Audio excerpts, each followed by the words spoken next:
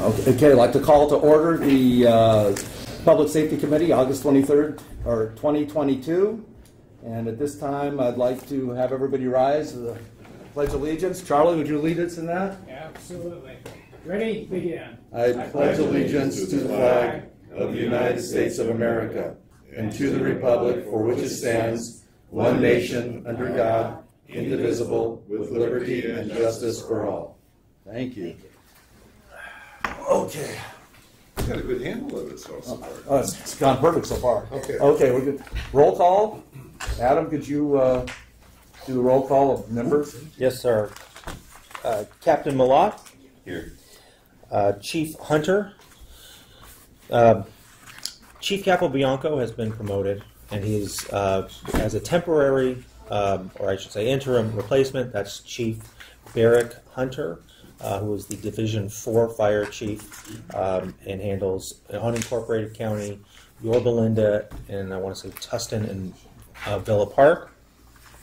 He, I believe, is on his way. He may be late. So we're losing Captain Capobianco from this committee. Forever. Wow. So he must be like the second in command of the fire department now, or right up there somewhere. I'm not sure. Okay. But I'm more than happy to EMS and training, Scott. finish the roll call, and then Okay, I'm sorry. more than happy to answer questions. I'm sorry. Captain Benfield. Here. Bill Hanrahan, excuse me, Committee Member Hanrahan. I do not see him in attendance. Committee Member Bercuda. Here. Vice Chair Hightower. Present. And Chair Leffler. Hi.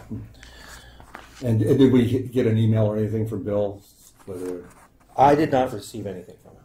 Okay. Okay. So special presentations, we have none. Oral and written communications. Minutes. First of all, I'll go to the minutes of the July 26th meeting. Has everybody reviewed the minutes? Okay. We're off the press. Do you have a motion regarding those minutes? Yeah, I move that we accept those minutes. I'll second that. Oh, wait, I think there's discussion here. There was one. Yeah, that's all right. It wasn't worth the time to discuss it. So We can always make comments later. call for a late vote. Call for the vote. All in favor? Aye. All right. Motion passes 3-0. Okay, so now oral written communications. First of all, do we have any emails of any kind? Communications? Written communications, we have not received any. If we did have them, they would be forwarded to the committee members ahead of the meeting. Our standard procedure is that if a comment would like to be read or stated at the meeting, the individual making that comment would need to come. If they're just written, they'll just be forwarded. Okay. And members of the audience, are there members of the audience here to speak to issues? Forsters?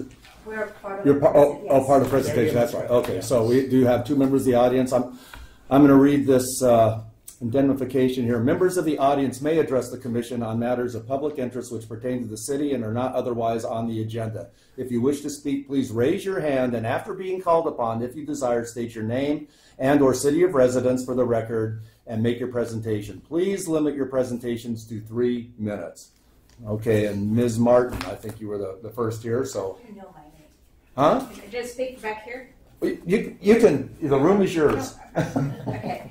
First of all, I want to thank you for this committee. I didn't even know you existed until several months ago, and I was so fortunate to have Mr. Bercuda meet me at Sacramento Park at the entrance to discuss several unsafe conditions.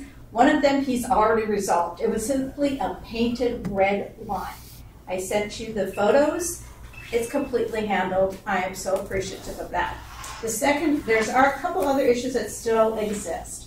One is that when you look at the placement of the ingress and egress, the only one to San G, it's right smack in the middle of two blind curves that exits onto Via San Gorgonio, a very small residential street. The city came out, they did a study, and what they did was they gave 20 feet, I have a photo of there for you, of a red curve. Unfortunately, that does not address whatsoever the blind curve. We also have a problem with over 50% of the cars run the stop sign. And I you witnessed it. I've talked to our chief about that, and nothing's been done to resolve that.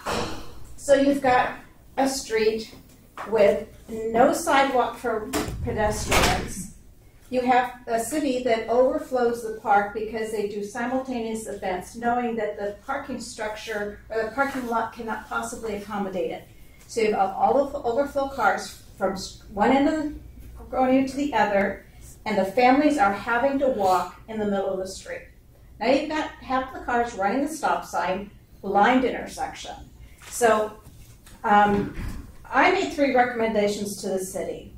One, they should have always put the ingress and egress off of the Carroll, which they recommended in the late 70s, but it cost too much money. It ain't going to happen now. Secondly, put in a sidewalk for pedestrians. It's going to cost money. They're not going to do it now. Third, no cost whatsoever to anybody. Just institute a policy where beaches, parks, and rec cannot overschedule activities knowing the parking lot cannot contain the vehicles. This causes no traffic overflow onto Bergonio, which creates no unsafe conditions for families having to walk in the middle of the street. My other issue is the fire hydrants. The city has refused to paint the fire hydrants red. I have sent you photographs. You cannot see the dang fire hydrants because they're in bushes. I showed you all 3. The city refused to. They said their answer was, I need to call the sheriff department. God bless you. You got a lot better things to do than having me call you every time the park has too many activities to come and ticket the people. And personally, I don't want to be the policeman of our street. But we do need to have fire hydrants accessible. What's the problem again with the fire hydrants? Just the color, or I sent you photographs. Yeah, I have. Yeah, and okay, so it's all bushes, and they're in the bushes. Now they did kind of do a little curve out that you'll see, but when you drive up the street, you do not know there's a fire hydrant there, and there are no parking spaces when it's overflowing. Cars parked. I even had one guy ask me. I was just walking by his neighborhood, and the guy asked me, "Can I park in front of that fire hydrant? It's not red." And I said, "I don't think so. You're going to get a ticket if they come by." So you can't see them. It's just painted or red. They said, and then everybody would want it, and 3 it's a minutes maintenance is issue. We're not every street was I has a supposed to time major it? park I timed it. off of it. So the problem is cars parking in front of fire hydrants Right. illegally, and Yes. it leads to these other issues. Okay, And it's because gotcha. of the overflow from the park. Yeah, activities. gotcha. Okay. Yeah. Okay. Thank you so much. I'll be happy to answer any questions. Good job. Yeah. Well, real quick, since this isn't quite like a council meeting, I think we can still address a little bit, discuss it a little bit, figure out what we're going to do. Is that okay? Discussion about the item is fine. Direction about the item, let me know if there's... Right. Okay. We'll So, get to that. so I had kind of a similar issue up where I lived on Camino Capistrano, up from the Arco station around the corner where it straightens out. The 2 corners there were blind, and talked to Public Works and actually came out and they extended the red zones. So when you come up, you can actually pull the right curb and look out instead of pulling out into the street. But also give the pedestrians a little buffer. Even when they have to walk in the street, at least they could get back to the corner before going into the intersection. We can discuss it further, but I mean, I think that's a possible consideration we could discuss and make a recommendation on. Also, the fire hydrants. Especially around a park, I would think, painting red zones in front of all of our fire hydrants is probably not a bad idea. Especially when, if somebody parked in front of this one and got a ticket, I think they would have, probably a real good defense that fire hydrant, whatever. So I think especially where access is needed. And I know the fire department doesn't care. Rob would tell you they'll just go through the windows and into the fire hydrant, but that's probably, not the best thing. So, Adam, this seems to be fairly prevalent in San Clemente. The fire hydrants don't have red markings. I've seen it up in my neighborhood. Is there an ordinance that says they have to be painted or not? No, I think there is. Or is this just the city hasn't addressed it? I don't quite understand why. It's not part of the vehicle code. I mean, you just can't park within, but it doesn't have to be marked red. The red really helps reinforce the I agree. But to do the red, doesn't the city council have to approve an ordinance? I think the mayor can just approve it now.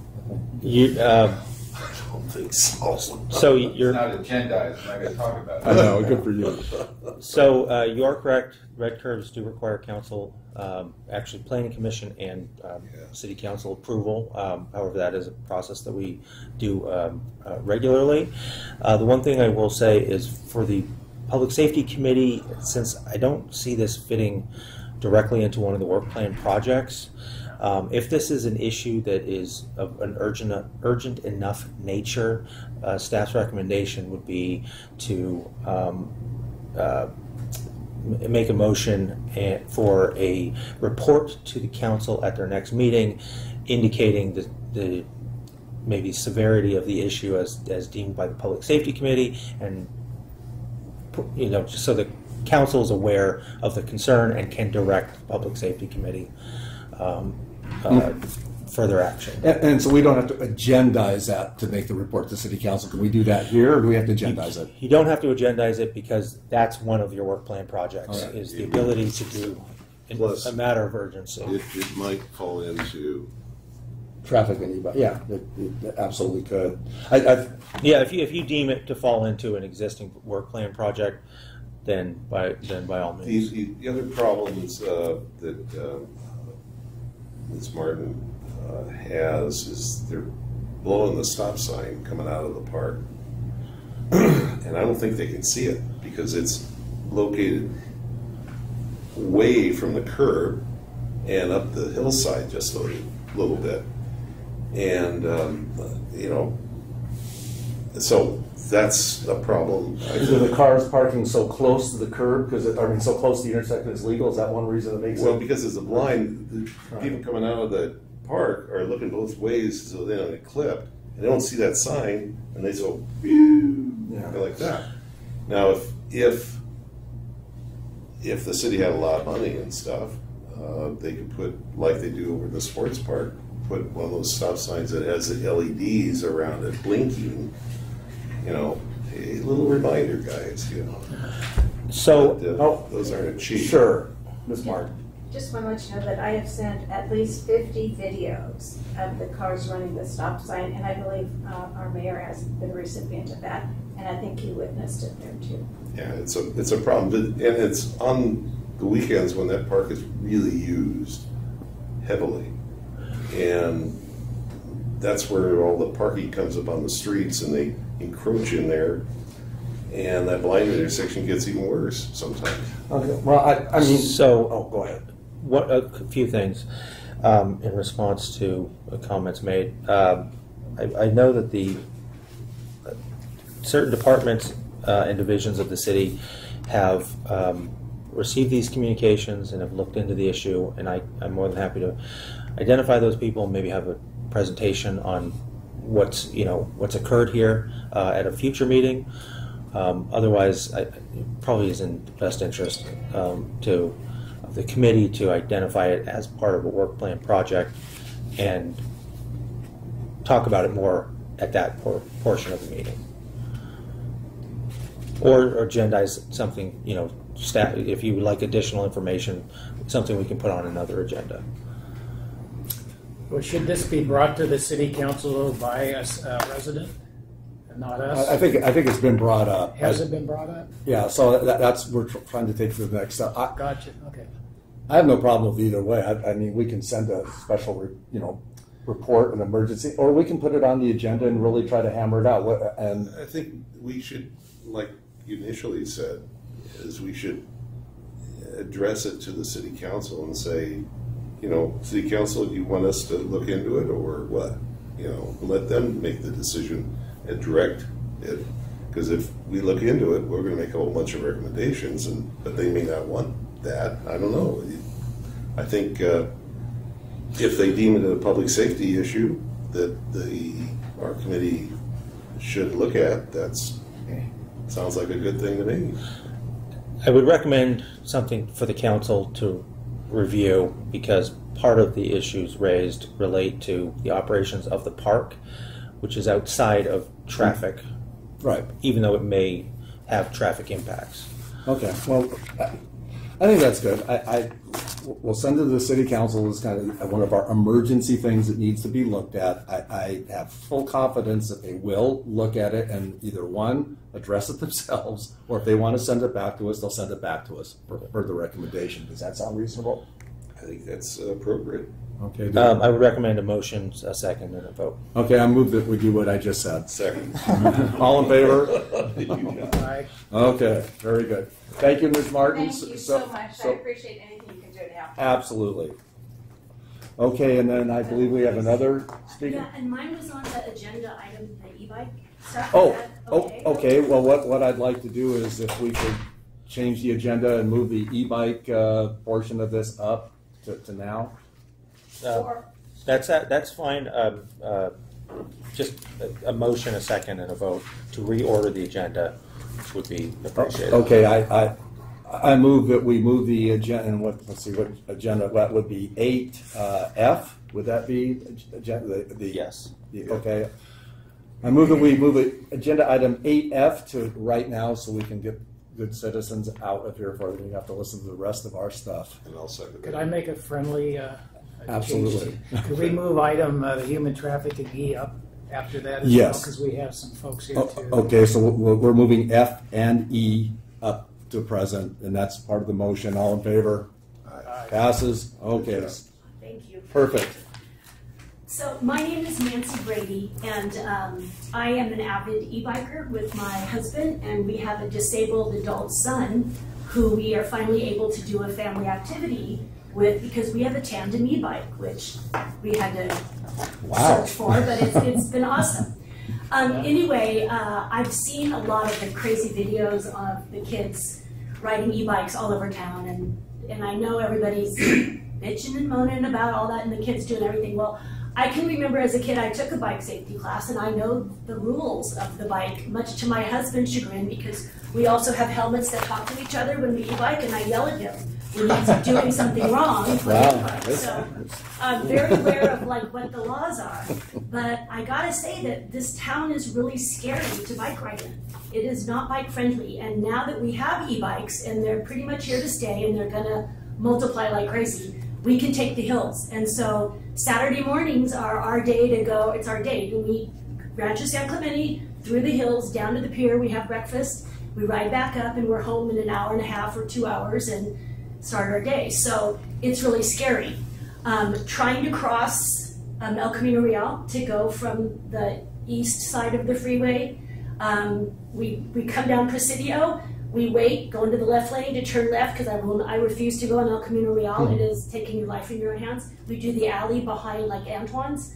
But the sensors don't work when we're in the left-hand lane, and there's two of us. And I guess I should be glad I'm not heavy enough to trigger the sensors, but that would be one thing to make it a little safer for us in the middle of the street trying to turn left.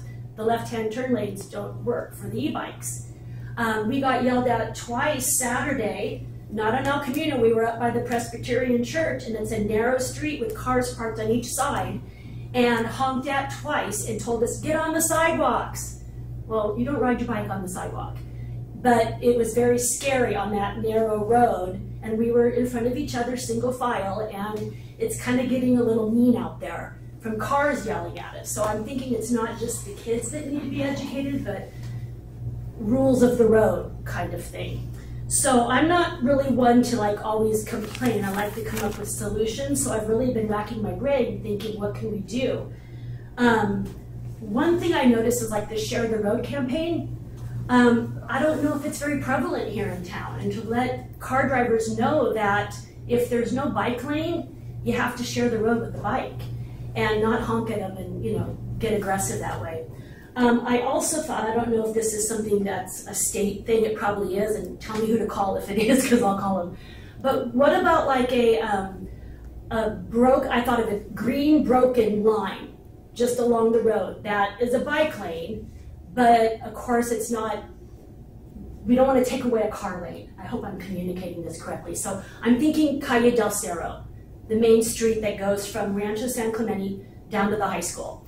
It's single in each way, sidewalks on each way, and if you go up and down that street, you're taking your chance, or if you're going up and down the street on a bike, you're taking your chance with cars because there's no bike lane. But what about like some sort of a broken green line that's a temporary bike lane if there's a bike there? Or something to say, hey, if there's a bike there, you need to share the road, or you need to not speed up past them, or whatever the rules are. I see a lot of these 25 miles an hour when kids are present. What about 25 miles an hour when bikes are present? But then if there's not a bike there, then they can do the regular speed limit or something. I saw one sign right in front of the high school, of course, because this is thinking kids riding to school. There's no bike lane in front of the high school. It stops and you have to, it says, you may use the lane. I think I even wrote it down. I can't remember. It says something like, bikes can use the lane. But it doesn't say cars, let the bikes use the lane. It doesn't say share the road. Okay. So I'm trying to be proactive and thinking of solutions. Okay, to address a couple of things. First of all, Governor Newsom just signed AB 1946, which requires the Highway Patrol to develop state guidelines and safety standards for e-bikes, including training regarding rules of the road and emergency maneuvers. I know this is part of it because I think one reason people are so pissed off is because of the behavior of a lot of e-bikers. Not you or your husband, and 99% of the kids that ride them. But I don't know if you saw this video. I was showing 40 kids, and so I think they're not as sensitive as they could be. So hopefully we get the e-bikes a little under control. Also, doesn't the city was mandated to do bike lanes wherever it was practical, right? At some point, wasn't that a thing? The city has a mobility and complete streets element of our general plan, which identifies the opportunities that the city council approved as part of the general plan update in 2014. That document is quite up to date, and there are a lot of policies geared at improving multimodality opportunities in the city. As far as things like the green lanes and the complete share the lane where the marker for the bikes are in the middle of the lane, that's something under the city's purview. Okay. Well, to go back to her comment, I guess two comments. One, there are some marked bike lanes here in San Clemente because my wife and I use it. So to me, it's kind of a city-friendly bike. Especially in the south. Yeah. But the other problem is I have a motor scooter that I ride, and I run into problems where the traffic lights won't trigger. Mm-hmm. Not only in the left turn lane, but going straight ahead, too. So there's something about the sensors that are in the ground there that you run over that you really need a massive vehicle like an automobile to trigger them, and so it's a common problem. I agree with you. And bikes are just a lot of times don't have the metallic mass, to trigger those sensors. Yeah. I don't know. The Public Works could probably address the sensitivity issue. That's what you're talking about. I've never contacted them about it, and unfortunately, if I wait for like 2 or 3 cycles of light, I just go on through. The heck with it. Because then you're going to be talking to him. Yeah, I know. Oh, sure. Then somebody's going to take a video of you. Well, luckily this is part of our work plan. So I've taken notes here on your concerns, and I'm going to investigate it and see if we can come up with some possible answers to your questions. Well, and one thing, if the city's general plan for bike lanes was in 2014. That doesn't really address when the e-bikes have started. No.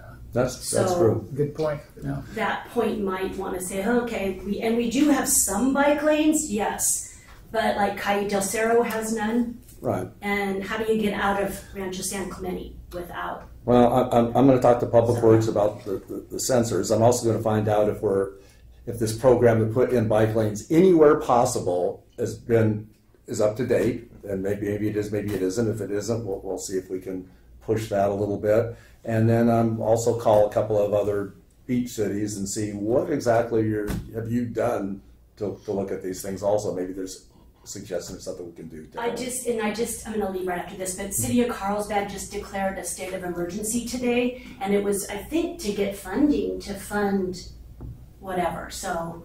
About e-bikes? Yes. Really? Oh, I think you just sent that. I haven't opened it. Mayor James sent me that while we were talking about it. If it's a funding issue, she sent it to me. Maybe there you go. again, it's all about ideas, right? Okay. To come up with solutions. It's on our work plan. We don't have to make any special motions or whatever. We can just address these issues and start, seeing if we can find some solutions. Okay. What's interesting about e-bikes in the state, it seems, I've read some articles on it, it seems that the state is reluctant to put hard, fast prohibitions against e-bikes and all that because they want to encourage e-bikes Green. to get cars off the streets. And, well, we're in that transition period, if that's going to be the case, where you're going like this, and what we need to do is go like this. Well, that's what we're going to be doing. I remember, none of you will remember this, but back in the 1970s when I was a cop on the street, they came out. I remember that. I know, you're the only other one, maybe, but I was going to let you off the hook. Okay. But anyway, we had these things that came really popular really quickly called mopeds. And there were these goofy looking small wheeled things with pedals, and you had to get it up to about 5-8 miles an hour, and then this little motor kicked in. It was a gas motor. Would kick in, and college kids and so they could put around at these things at like 8 miles an hour, and it was great. But the state went in immediately and said that's fine, but if it has a motor on it, you have to have at least a learner's permit to ride these. You couldn't be 7 years old and 25 miles an hour, So they addressed it right away. The state now isn't, because what Nick says, green energy. Let's get you out of cars and just go crazy, we need some legislation, something. That's where at least with CHP is coming in. There shouldn't be an e-bike that can go 25 miles an hour with just throttle, where you don't even have to pedal it. Yeah. That you shouldn't have a driver's license. Mr. Chair, Yes.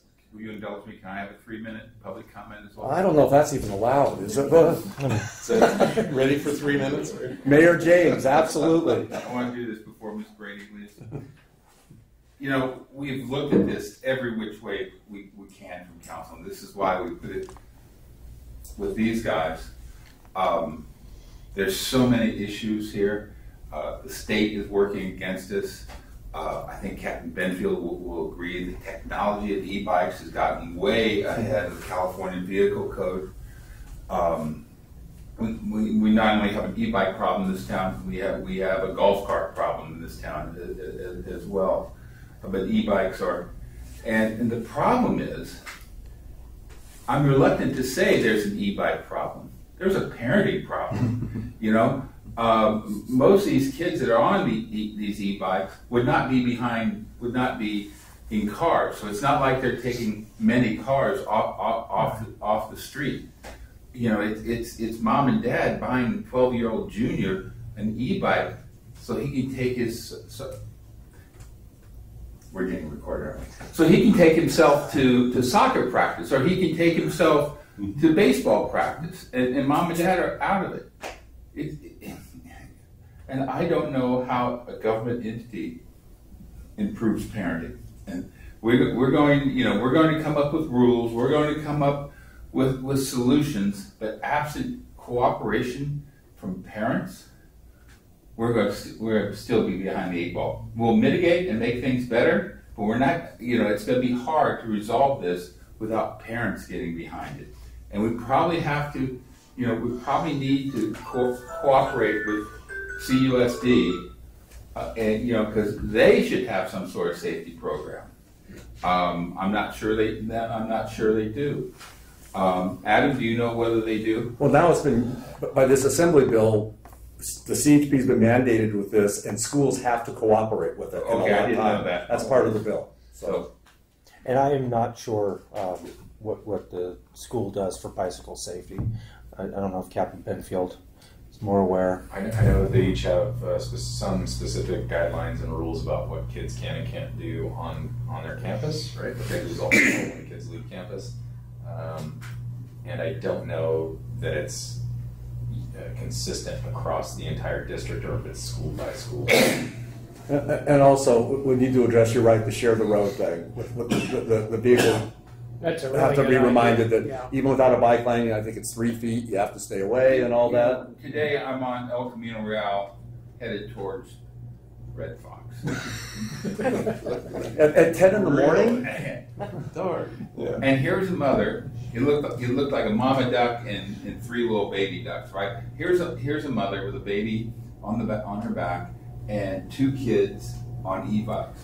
and they were on the sidewalk going past the dry cleaners there on El Camino Real. And I said, what are they doing? But then I thought about it.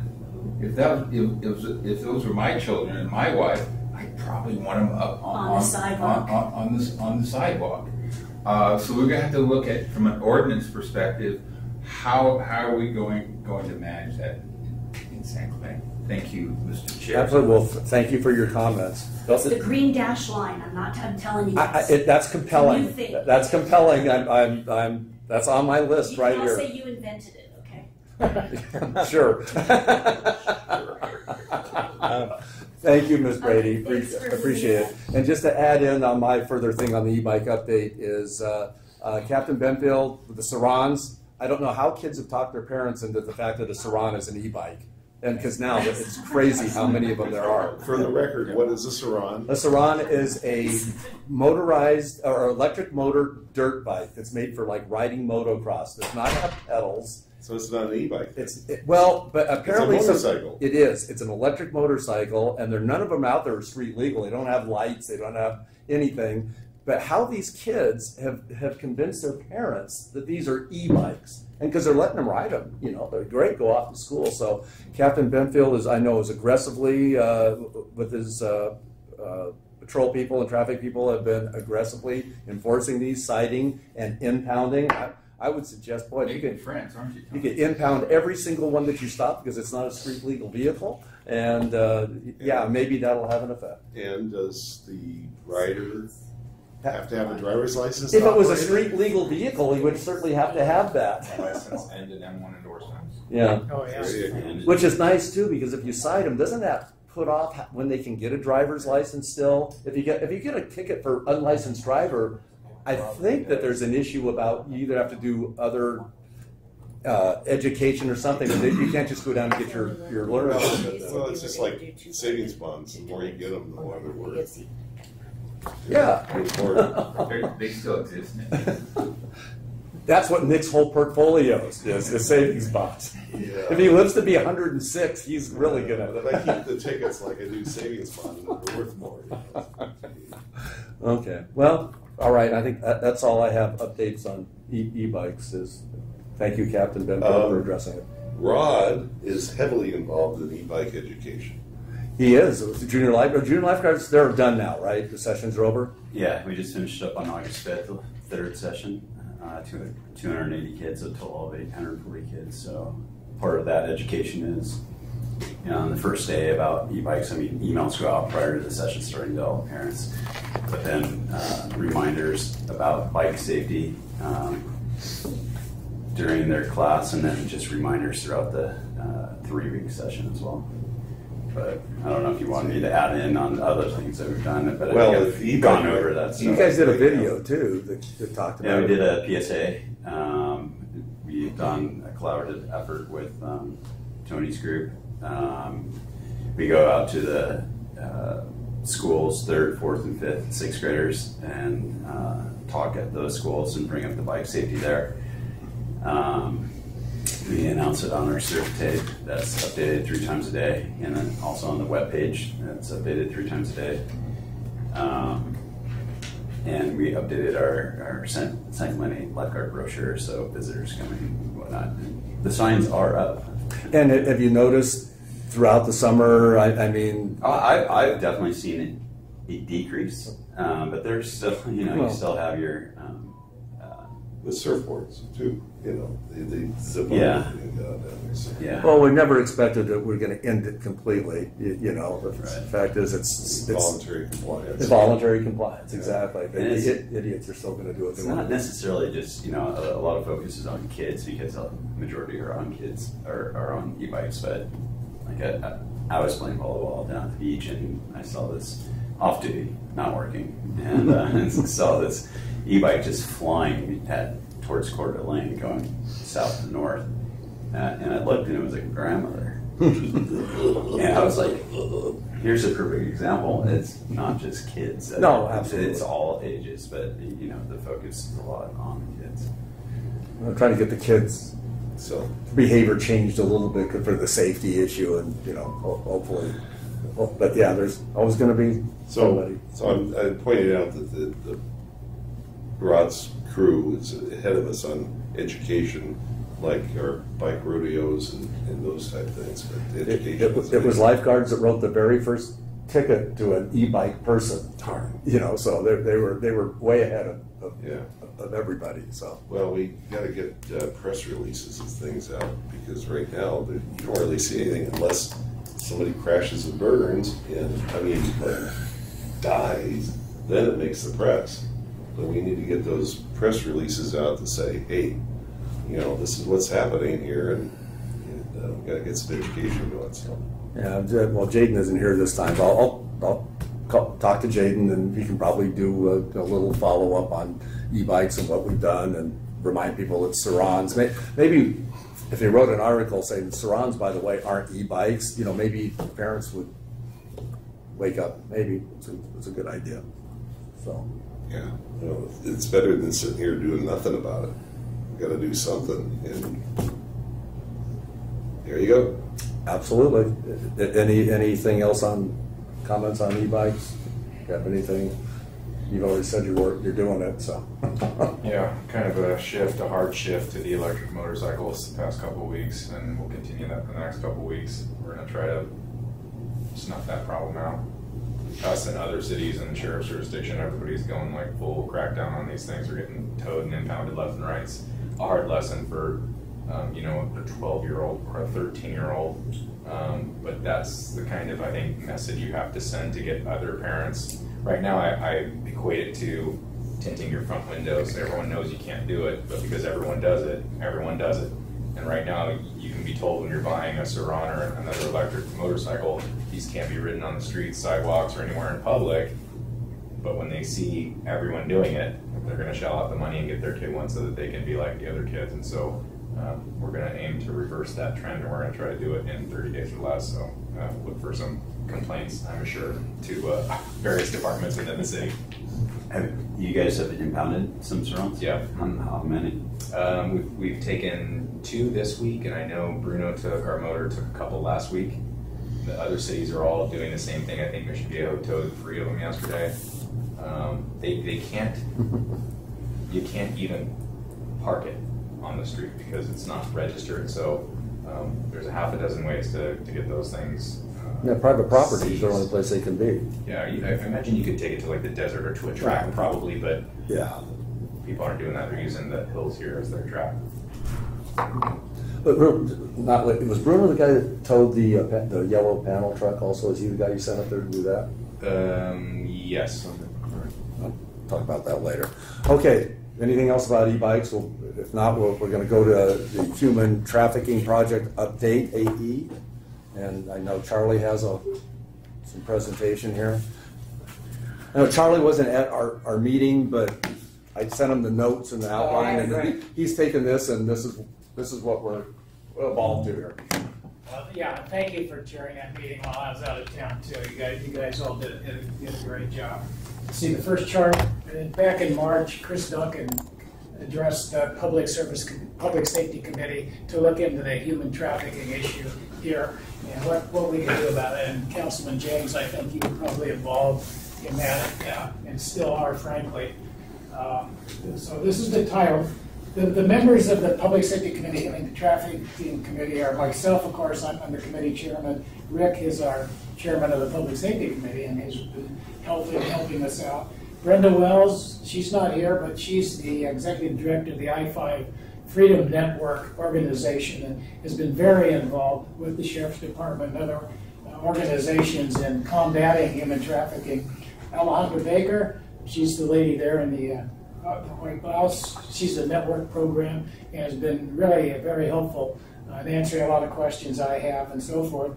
And we have a guest here, Todd Forrester, who has worked extensively in this area. And you'll see later on, I'm going to talk about the Levi Project and what they are providing to combat human trafficking in hotels and motels and things like that. So let me since Todd is here, why don't you tell us a little bit about yourself, your involvement. I know the Levi Project is really Levi Forster, I think that's your father, is involved. So my son, actually. Oh, I got it backwards. Yes. Yeah, go ahead. So yes, thank you. I've been a volunteer since the inception of I-5 Freedom Network in 2015, and when we first started, it was hotels is what we were focused on, and as you know, Brenda Wells is a corporate trainer with Dale Carnegie, and so that was the whole mission, was to train hotels. What we weren't expecting is that hotels were pushed back on this whole thing, because at the time, especially then, that wasn't in the news, and hotels weren't getting sued, and that's really what brought the hotels kind of around, is when they started getting sued. And so, if Alejandra, we'll go right into can we go right into this Levi project? And yeah, absolutely. Okay. So these are, as we work with survivors, these are just a few of the quotes that we hear from victims who have been trafficked in hotels, just to set up the stage of why this matters. I'm going to quote just 4 here. I was trafficked in hotels for most of my teenage years. I was forced to be with 15 to 20 men a day, and it did not matter if I was tired, sick, or that time of the month. Many times I would be escorted by my trafficker, walking past guests and the hotel employees, always with my head down, hoping someone would recognize what was happening to me. Sometimes my trafficker would leave me alone in my room, and I thought about calling the front desk and asking for help. Finally, I never did call because I was afraid they wouldn't believe me, and the risk of my trafficker finding out was too big to take. However, if I knew that they would take me seriously, I might have called. So this is the root of what we're doing here. Yeah, and that right there embodies what we've heard from a lot of survivors. And when I just had found out about this, so I managed when it was the Holiday Inn downtown for 9 years. I became manager in 2009, left in 17 when I turned to the Polari.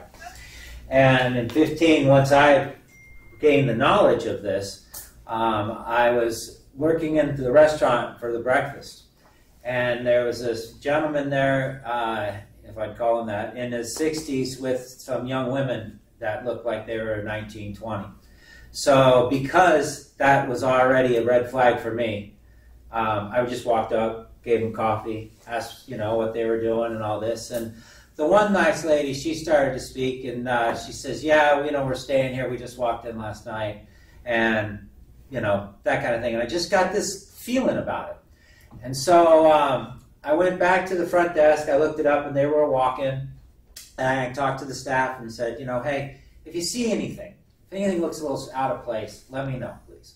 So I'm in the back, and then one of my front desk people came up and said, those gals are out in front, and it looks like they're crying. So I grabbed 2 bottles of water. I walked out there, and I said, I'm Todd. I saw you at breakfast. General manager. Is there anything I can do to help? She says, yes. We checked in yesterday with our Uber driver. We had just gotten out of rehab. It was okay the first night, but now we're getting scared. I said, is there anybody I could call? She says, could you call my mom? I said, absolutely. So I called her mom. They were out of town. And I called the police. And then I got him a room over at the Comfort.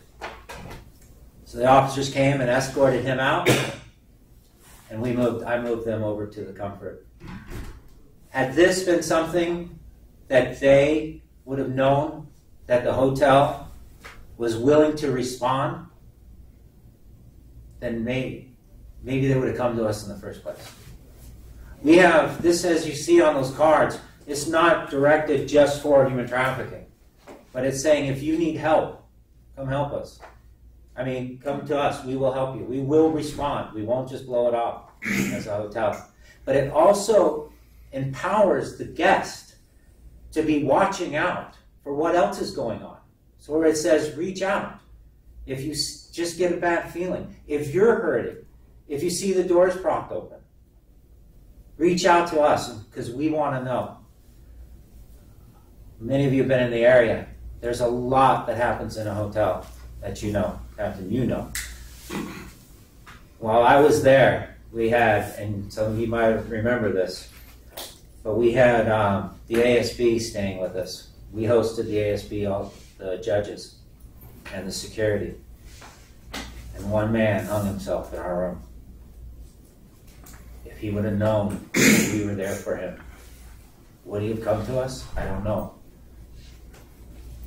Yeah, at least it would have been there. There are, extremely high incidents of suicides occurred in hotel rooms. That's true. And domestic violence. And over drinking. We've had that in our hotel many times. Where some people come to try to drink themselves actually to death. And they really do. And they really try. And so that's where this came out. Levi heard about this. Levi had that idea. Levi has been in the hotel. I started him at the Volare at 14 doing odd work. By the time he was able to work front desk, he worked front desk and really got into it. And Levi's the general manager now, who I work for, at the Holiday Inn Express in that Forest. Yes, and I know it's been talked about before, but I'd like to bring it up again. We partnered, Levi decided to partner with Sergeant Stafford and do like a sting there. And they put out an ad, one ad on, and I've been doing this since 15, right? One ad on a website I never heard of. They put it out in the morning. They left at about 4 o'clock. They made 19 arrests on a Wednesday between 10 and 4. That's how much this stuff is happening in the hotels. A Wednesday, 10 to 4, 19. And actually it was 20 because one ran away. So these cards we put in our key packet and give it to every person that checks in. What's great about it is that we didn't know, but they get recycled. So when the key packet comes back, often the card will come back. So we get to reuse it. I-5 Freedom Network will supply these cards to any hotel, motel for free. We are sponsoring it. I'm part of helping sponsor it too. Some hotels may give a pushback to say our brand will not allow us to hand out anything to the guests. I think that I understand where they're coming from, that where they're worried about that. I do not think any corporate brand would say, no, don't communicate to your guests that you're there to help them and don't empower them for security. I can't imagine that. But we did come up with this postage, and that looks just like the card, and I set it down there. This is the law, that they have to put this in a conspicuous area. I have seen a hotel in San Clemente that had this in black and white down in the corner of the entrance like this, taped. This in the Holiday Inn Express sits right next to the front desk. Right below, a plaque that was given to us from Sergeant Stafford for participating with them, with addition to a certificate of training. So that can be put up in a hotel. Therefore, if we do get the pushback on the cards, they can put it at least up the postage where it can be seen so that the guests know that if they have an issue or they see something, that they know the hotel will respond. And that, to me, is why the Levi project should be on the first tier. Because after that, then comes the rest of the stuff, like the training, to make sure that they know how to respond. And then like how to engage in law enforcement, with law enforcement. A lot of people will say, well, what do you want us to do? Well, maybe offer breakfast once a week. Everybody serves breakfast in this town at their hotels. have the officers come in for free, or if they're selling it on a menu, 50%, whatever they want to do. That's one thing they could do. Take something to them once a month. Have a question and answer thing or something like that where they host a community event. We've done community events where we've talked about prostitution, we've talked about cybersecurity, we've talked about how human trafficking is local and the difference between human trafficking and smuggling, which a lot of people have that misconception of. So that is something else that they could do on like the third tier. Anyway, I'll leave this here too. This is, like I said, this is the law. And a lot of hotels feel like, if I put this up, then does that say that I have human trafficking because the other hotel didn't put theirs up? That's why it is important that there's unity and everybody puts it up. I look at that totally different. You put this up along with that and a certificate of training. Well, that's a whole different. That rephrases this whole thing. Can I ask? In this world, we have to get people to do things. You have to answer the question, what's in it for them? Right? Absolutely. So, to market this product to that audience, you know, since you're in that professionally, what's in it for, you know, how do you sell this to them? Absolutely. Well, let's start with, this is the law. Okay. So this has to be up. Gotcha. So how can they, now, do you want to put it up and let people under the impression that you have human trafficking in your hotel and that's why you had to put it up? So there's the incentive on that. That's where the certificate of training comes in. That's where the Levi Project comes in addition to that. And with that, also, hotels are now getting sued for turning a blind eye or being negligent with having it happen. So if you know better and you're not doing anything about it, right. Yeah. then you will get sued. And in addition to that, security is expensive. You know, we have training on how to sign people up for IHG rewards. You know, right? We have training for that. When we empower our guests to be security and give them the permission to tell us that they see something or they're getting an uncomfortable feeling or they see somebody standing in the hall that doesn't look like they belong or that the doors are open, well, that's an incentive too. So instead of you're paying for security there all the time, you've empowered your guests to be security. And the number one thing about a hotel should be guest safety and security. And then comfort, and then service, and all of that leads to the profit. And also what we came up with, this part of the... I got some charts to... Have you got the silver, gold, and all that? Okay, yeah, so it'll become clear what motivation they might have to do it. But are there any questions for me as a hotel guy of like why this is so important? You convinced me during the Zoom meeting. I was already convinced, Todd. That was a very moving presentation, Todd. Thank you very much. Those of us that are involved so closely don't really get a feel for what people face out there. And again, I think, go to the next slide, but currently what we're trying to do is help the victims of human trafficking. We're not going after whoever starts it or the cartels that went behind it right now.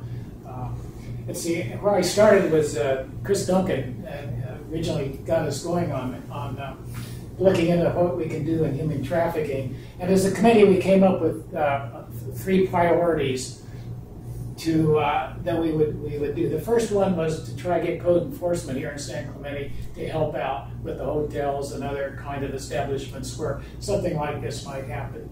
Priority 2, which is really what we're here today to talk about, and I'll get into more detail on that, but to somehow incentivize the hotels to educate the guests or to do something that the city could do to help them prevent human trafficking and help the victims there. And then priority 3, that's the next step. We'll be doing that later on in the coming months. But to get down in the community, make help schools and so forth aware. Okay, the next slide. Priority 1, we did that last time. Adam was instrumental in getting these his organization, Code Enforcement, to come up with a few things. I won't go into what was done, but the City Council approved those. So priority 1, I think we did a pretty good job, and with thanks to the city staff there. I don't know, have you made any inspections yet or anything? Or is that a plan? No, we're in the planning stages of the random inspections. We finalized our inspection checklist, so to speak, and we are also doing a number of trainings, both through peace officer standards and training and the California Massage Therapy Council, as well as working with Vice from OCSD, who has provided some good opportunities to train with some of our staff. Well, you know, while your folks are in there, they might want to look for some of the things that we're talking about in a few minutes to give some feedback. Okay, let's see the next slide now. Okay, well, I talk about priority 2 is educate and reward hotels, and it's positive incentive. You know, we've got enough laws, ordinances, and so forth from California on down.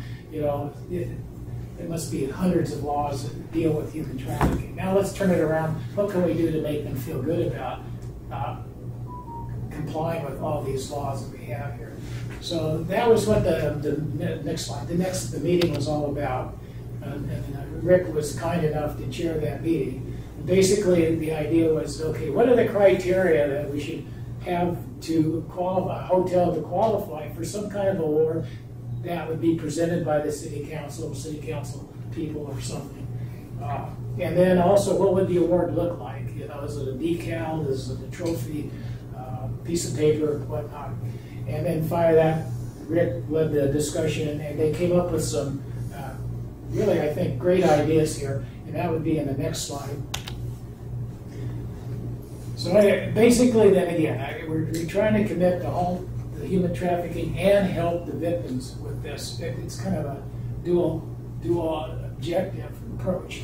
And we're quite sure what the philosophy or what the way we should go about awarding hotels, but it seemed like there ought to be a good, better, best kind of criterion to use. They could get one award and they could strive for the next award and the next award, and it just seemed like that was probably a good way to motivate people. So the committee came up with the silver, gold, and finally the platinum. So we have 3 levels of awards. See, we've got a new member here from the fire department. I think should we take a break? Well, go ahead and finish this up, then we'll do the introduction. Okay, right, fine. So in the silver award criteria, this is the lower level criteria, but basically the first thing up there, I hope you can read it, but basically there's a lot of California ordinances, city ordinances dealing with human trafficking, and they should comply with that. It's basic. I think Todd mentioned that should be done. They need training. There's a 20-minute requirement for human trafficking training for the staff of the hotel. And then the Levi project, the safety card, that was basically what Todd talked about. That would be presented to the guests when they arrive at the hotel. It basically tells the victims, hey, you know, we're here, the staff is here to help you, we can help you, let us know if you've got a problem.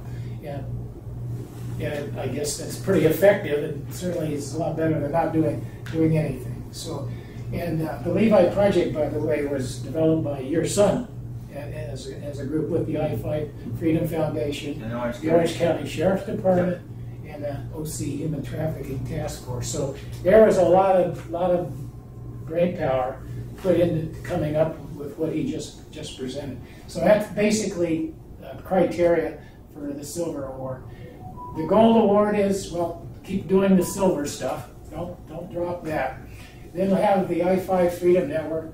come in and do some more additional training and beyond what the state requires, and then make sure that even the supervisors are involved, the managers are involved, and there was a number there, 70% or more of the staff, kind of an arbitrary number, but the majority of the staff made an effort to get that additional training about human trafficking. And by the way, the I-5 Freedom Network goes in and does this training for free.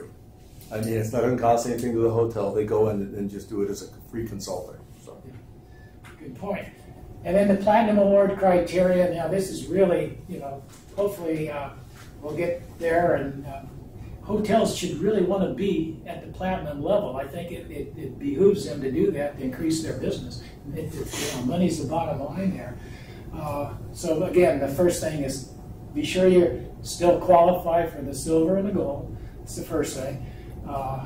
They're going to come up with an implementation plan down the road. I'm not entirely sure what that would be. Can I comment on that real quick? And let you know what that is? Yeah. So that's something where we look at the hotel and have at least one contact, and we go through a customized layout of a policy and procedure. So we did an outreach and called over 300 properties and asked if they had training on human trafficking. Most said no. They didn't remember their training.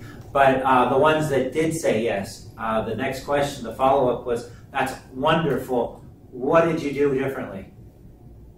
And the answer was always nothing. And so what that after implementation plan is that's what you do after you've been trained. So what are some of the things that you can do to prevent human trafficking from even coming in? Part of that actually is part of the Levi project too, because like if the people know that the hotels are watching, they may not come in. And if 80% of this activity takes place in a hotel and we make it uncomfortable for it to happen in a hotel, well, to me, that's one of the very few ways we cut back on demand. Well, I think that's very important too, because then you're getting at the source of the problem, the people that are creating the problem, and it goes beyond the victims. Yes. And it's just a smart way, logical way to do that. But the training consulting then is another thing, and I guess that would help with the implementation plan. Is that correct? Right. Okay. So those are the three, and then finally the last one that we think is extremely important is that these hotels need to coordinate with the law enforcement, the Orange County Sheriff's Department, local police departments, and so on. So that's what the last priority is here. It breaks down to three other things. As Todd mentioned earlier, firemen like donuts. I think police like, sheriffs like coffee. So. But firemen like donuts? Wait a minute. Police like donuts. Police like donuts. I got that wrong. Firemen like quiche and stuff like that. They're completely different. Okay, you're right on anything. Can accommodate, right? Yeah. Okay. And then basically whatever way the hotels can to cooperate with the police, like these stings that you talked about, where you got people calling in and where you arrested them. And then finally, have the hotel managers, staff communicate with law enforcement, and vice versa. It gives the police, the sheriff, an opportunity to talk to the staff about this issue, because it will change. I mean, we understand that certain things are happening now, but there'll be a reaction, as you say. Things do change, and we have to stay up with whatever's going on. Okay, so. And if I could real quick comment, because he asked me what's in it for the hotel. So recently at our property, we had a trespasser out there, and we had to have the police come and escort him off. And then he came back, so it was 2 nights in a row, right? And so people noticed that. People noticed the police presence. And we had, we'll bring up, the stay was great, but there was a lot of police presence. Well, one of the things, that is great we can go back with the guests is, yes, we work very closely with the police. In fact, we have this, relationship with them where we provide breakfast, or you know what I mean, or we. So anyway, that's another benefit of for the hotels, because they actually have a relationship with them. And then we also say, you know, look, and what's what they do. Sometimes they just cruise through our hotel to make sure everything's cool, and we appreciate that.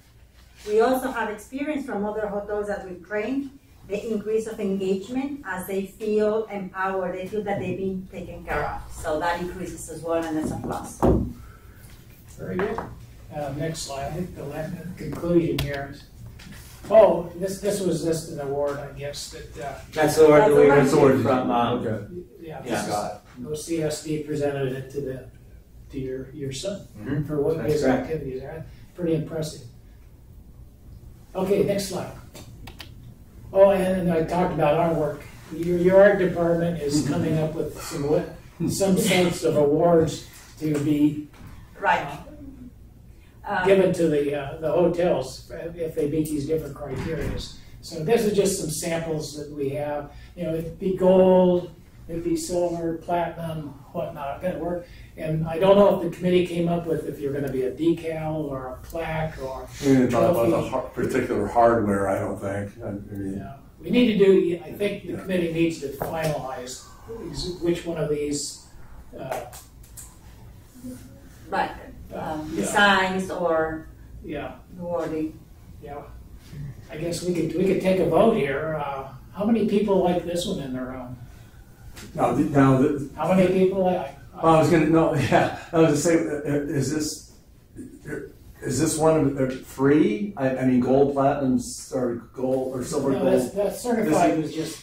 That's what you say. Okay, it's all the same. It's the initial one. Yeah. I don't. They all look. One on the left kind of looks like a baseball. I like the one on the other two. I mean, I don't know, but I mean. We want them to represent the city of San Clemente, make it look good, and I think they all look great. So I'm going to let the rest of the committee come up with decide on this one. I did like that one, though. You were a baseball guy. I didn't think it was a baseball.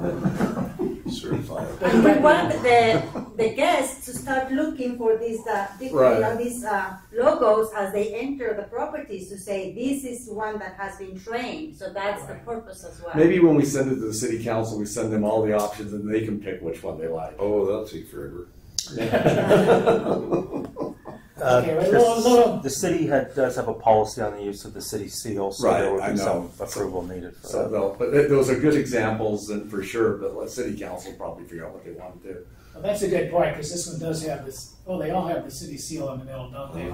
So they'll have to approve that. Yeah. But I think that's necessary that it be on there, because this is what the city It's council. their program. When we send to the city council, we can certainly send that artwork to them. Sure. As examples. Yeah. Absolutely. Yeah, even if the artwork's not finalized, at least as part of a program that would require council approval for some aspect of it, just a request to use the city seal as part of that program, whether it's on like a trophy or plaques or some type of decal. The artwork's not entirely necessary. It's nice to have. Okay. So that it's there. Okay. Next slide, Tanya.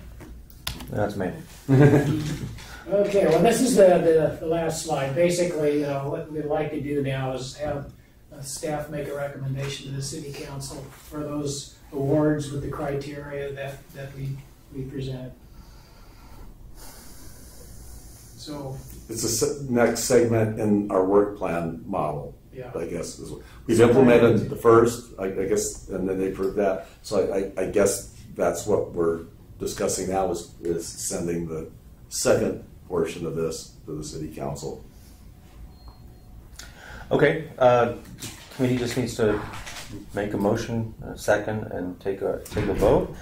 The only thing that I believe would be nice to have as part of the motion is what city staff would be doing this. What component do you mean? What division, department? Is it code enforcement, I think? This is very outside of code compliance's wheelhouse. Okay, because it's a We ward. don't It's not issue enforcement. permits. We don't Right, issue. right. We don't certify places. Like this kind of thing is.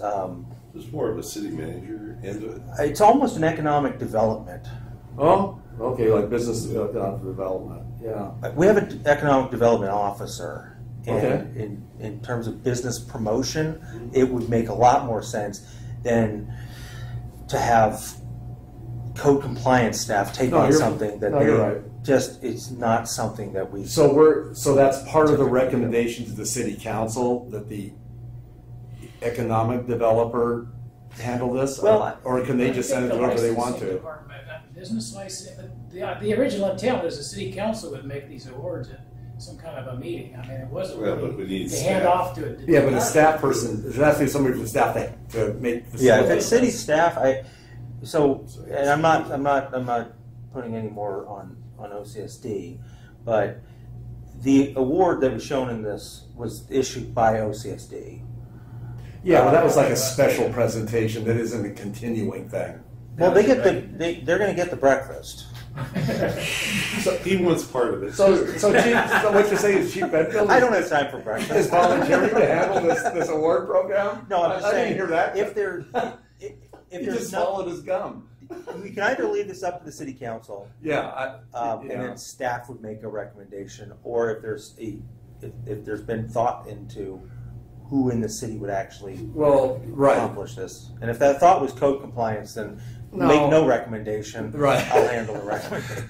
No, it shouldn't be. I'll handle It staff shouldn't be code recommendation. compliance, but we're just moving this forward. Could you as staff take a look at it and decide the recommendation part of what city staff should administer this? It actually wouldn't be my call at all. The city manager's office would be the one to make a recommendation.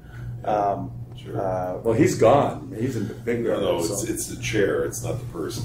Right? It's So yes, if you just take a motion and a vote, then I can put this on. It would probably be the second meeting in September would be possible. Okay. All right. Yeah, that this gets forwarded as a recommendation, and with that type of recommendation, it's staff would feel comfortable presenting, and then if the chair of the committee wants to be there to speak on it, you're more than welcome. Well, since Charlie did all the work on this, well, I would be happy that you make You want me to make the motion? I think it would be appropriate. Okay, well, I would move that the Public Safety Committee approve sending the recommendations of the Human Trafficking Subcommittee to the City Council to make them aware of the 3 awards that we feel are important in incentivizing hotels to combat human trafficking in the city of San Clemente. My friendly amendment would be, instead of saying aware, say implement. Okay, implement.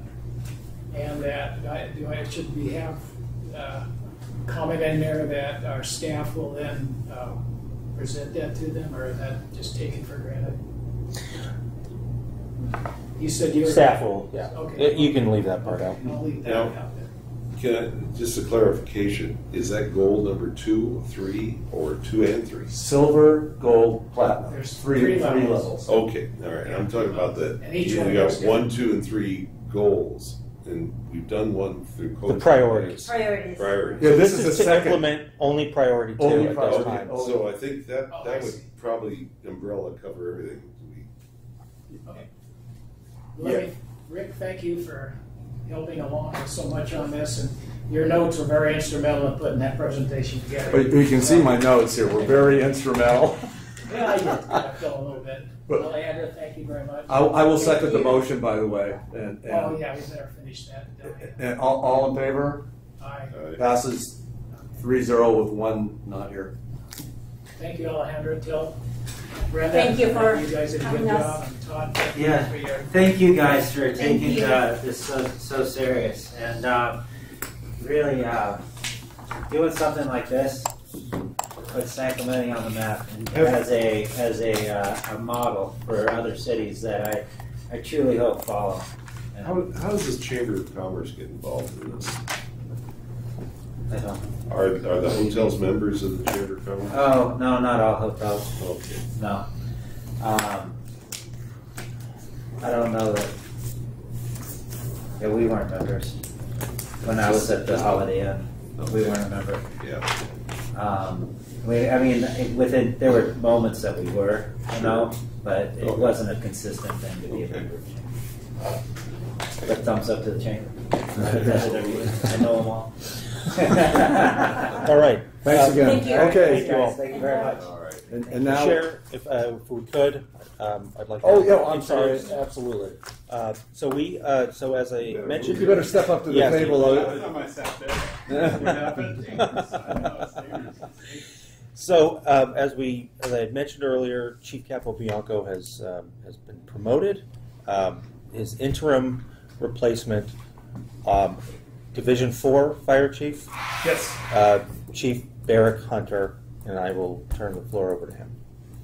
Sorry, I'm late. I had some electrical problems that turned out a little bit more with my vehicle. But now we're up and running.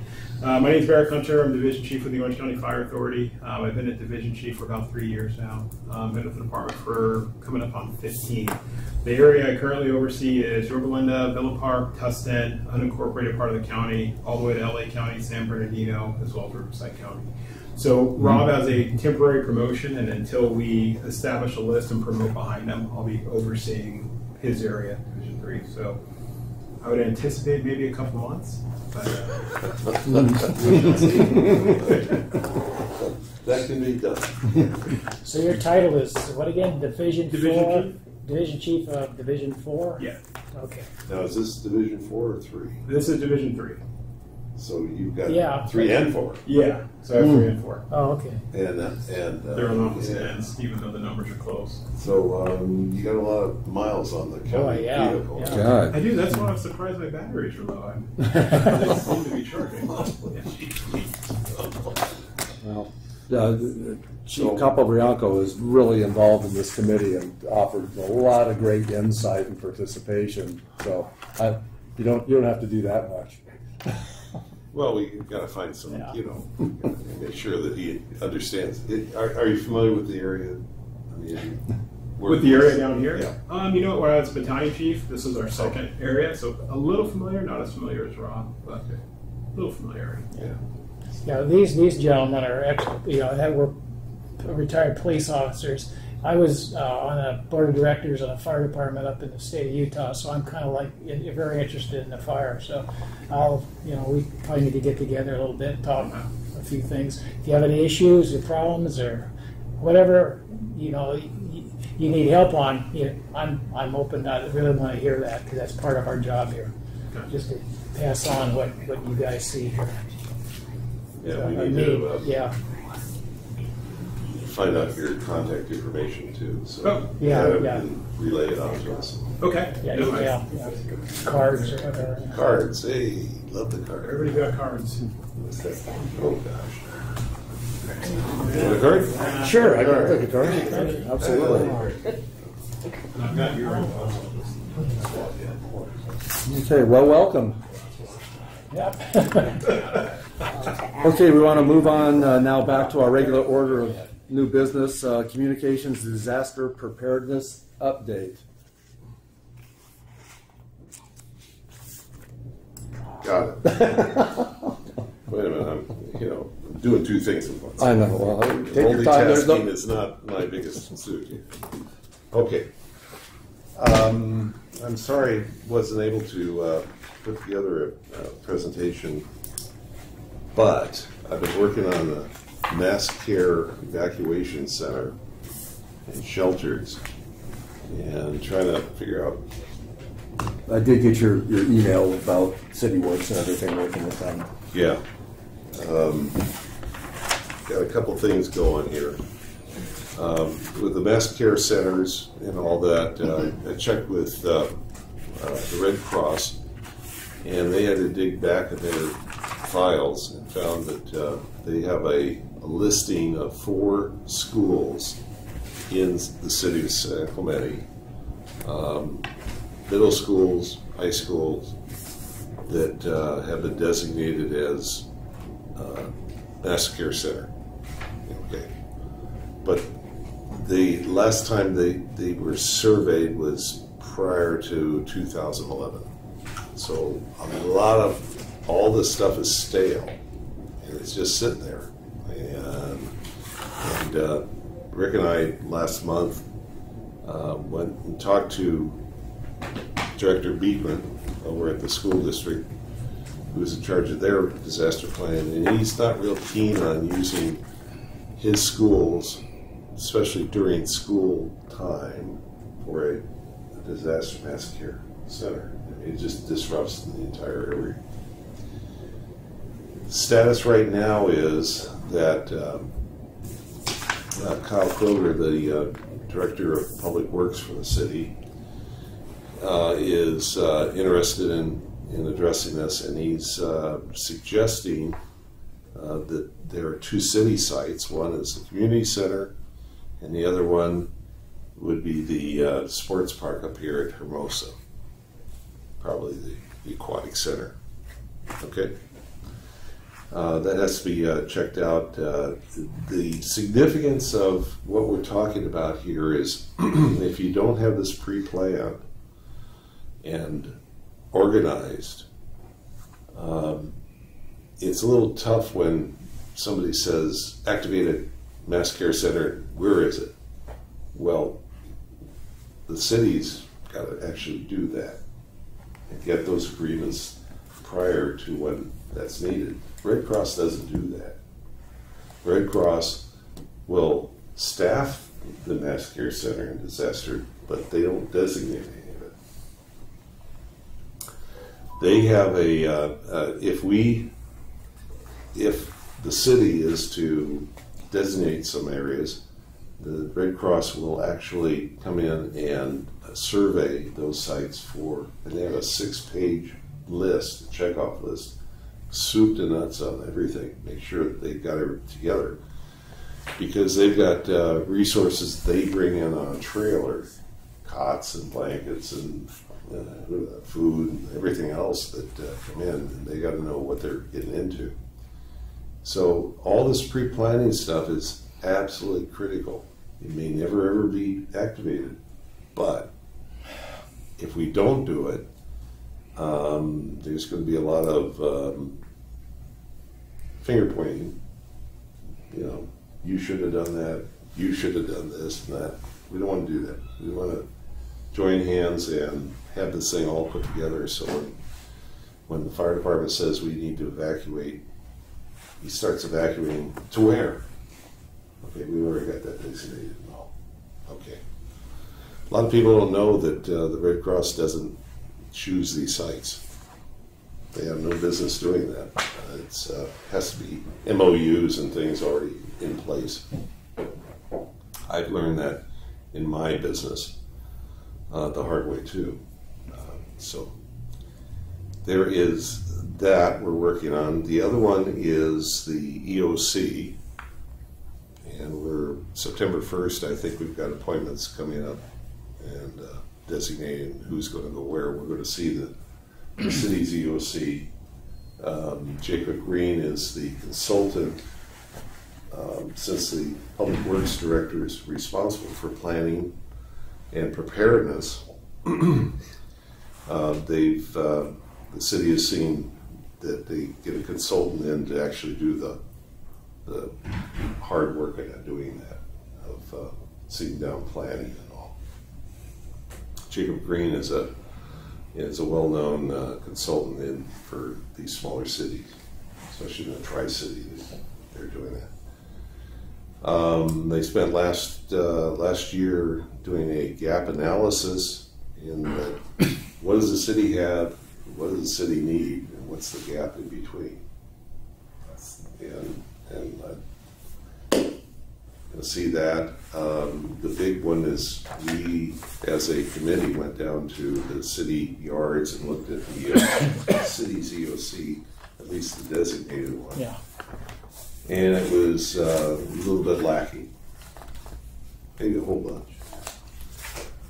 So with this tour that's being set up, we'll be able to analyze and see if we're comfortable with what's going on. Find out what Jacob Green has been doing, what their suggestions are, and we're also looking at this mass care evacuation centers is what they're recommending too. So there's a lot going on with this stuff, and I'd like, I'm going to be, LA Times today is a thing about, separate from this, with water dependency, okay? And they're replacing that huge pipe from the Colorado River, the MWD stuff. What happens when the earthquake happens and we're severed with our water coming from MWD? How vulnerable are we and all that? So I'm going to be looking at, getting a hold of utilities and saying, hey, can you come down and talk to us about what happens when, and how secure are we, and what kind of plans do you have? So maybe next week or next month we'll have something on the agenda for it. Okay? Absolutely. It's like, all this fun for me to do. So. Yeah, the one thing I remember about when we went down to the EOC here was the good thing was it seemed like they had power reserves for several months of operation. That was good, but the physical facility there was kind of disorganized. I mean, they had the communication gear, everything was there, but it was just where goes where do you sit? It was a lot of that kind of stuff. It just you didn't know what was going on. Touring the Capistrano Unified EOC, it was really well organized. Yeah. I mean, they had when you walked in, the vests were on the chairs that when you're in this spot, you put on so we know who you are and everything. It was really, really impressive. And also, just to add in on that, because I had this discussion, is after touring that EOC with Nick, he knew all the questions to ask, and Nick is an incredible expert on emergency operations. And I'd like to see, officially, Nick should be involved with Kyle on the EOC thing. I mean, on a consistent level, not just a committee thing. And I'd like to see that communication open, because I know we have the consultants and they're really, really good, but they're not they're not going to be here all the time. And so I'd like to make sure that Nick is involved in the process, and plus he can bring that back to us. But I just think he has some incredible, valuable information, and none of us we have in training that we have. So. As stated, that's good information for staff to know, but if you are looking for specific direction, we need more than that. There's nothing in place right now. There's absolutely no authority that any of the committee members have to have any active role in the city's EOC. Okay, so would that be something the city council could direct? The city council can direct whatever they want, but let me do some research and find out kind of what the options are. Yeah. Okay. All that stuff. I can come back at the next meeting. That would be with an option. I'll put it on the agenda. Yeah. Because I know a lot of cities. I don't know what this city does. I know a lot of cities use consulting from committee members or whatever, people with special expertise. Yeah. And so that's just something I would like to explore. So. Yeah, it's just a volunteer type thing of being friendly. Yeah, when you have resources, you should use them in this period. No matter what it is. So yeah. Okay, thank you. It's not that we don't talk. No, I know, but I'd kind of like to see some kind of official relationship. Sure. I really would. So that's. But anyway, that's what I've been doing, and that's what my report. Okay. Excellent. Yeah. Wow.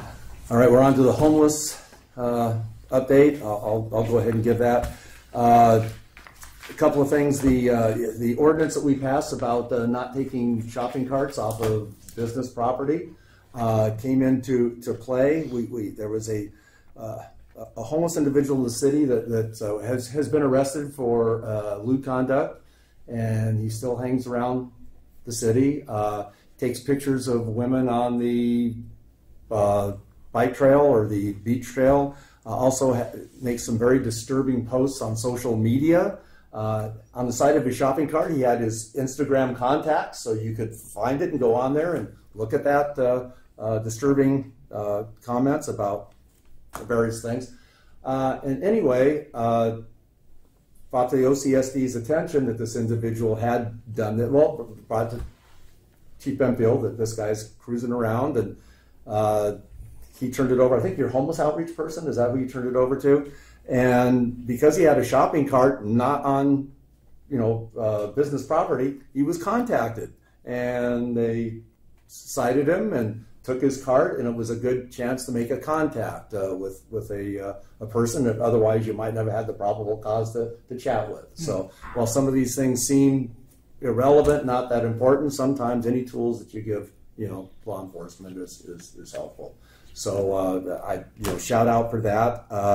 Also, kind of homeless related, there's and I wish I knew the name of the street, up behind Ralph's in Talega. There's a street, almost seems like an alley, that goes down behind Ralph's, and then there's condos. It's a gated condo community, and it's also a street where we've had lots of homeless people with vehicles park and sleep there because it's kind of off by itself, and had a lot of citizens concerned because they're parked right there at the entrance of a gate-guarded community, made them uncomfortable for. And there was one vehicle, especially a big box yellow delivery truck that's been it's shady. I mean, it ends up parked in places that are very, very odd. And I went up there and saw that the rear plate was on the front of the car, and it wasn't registered currently anyway.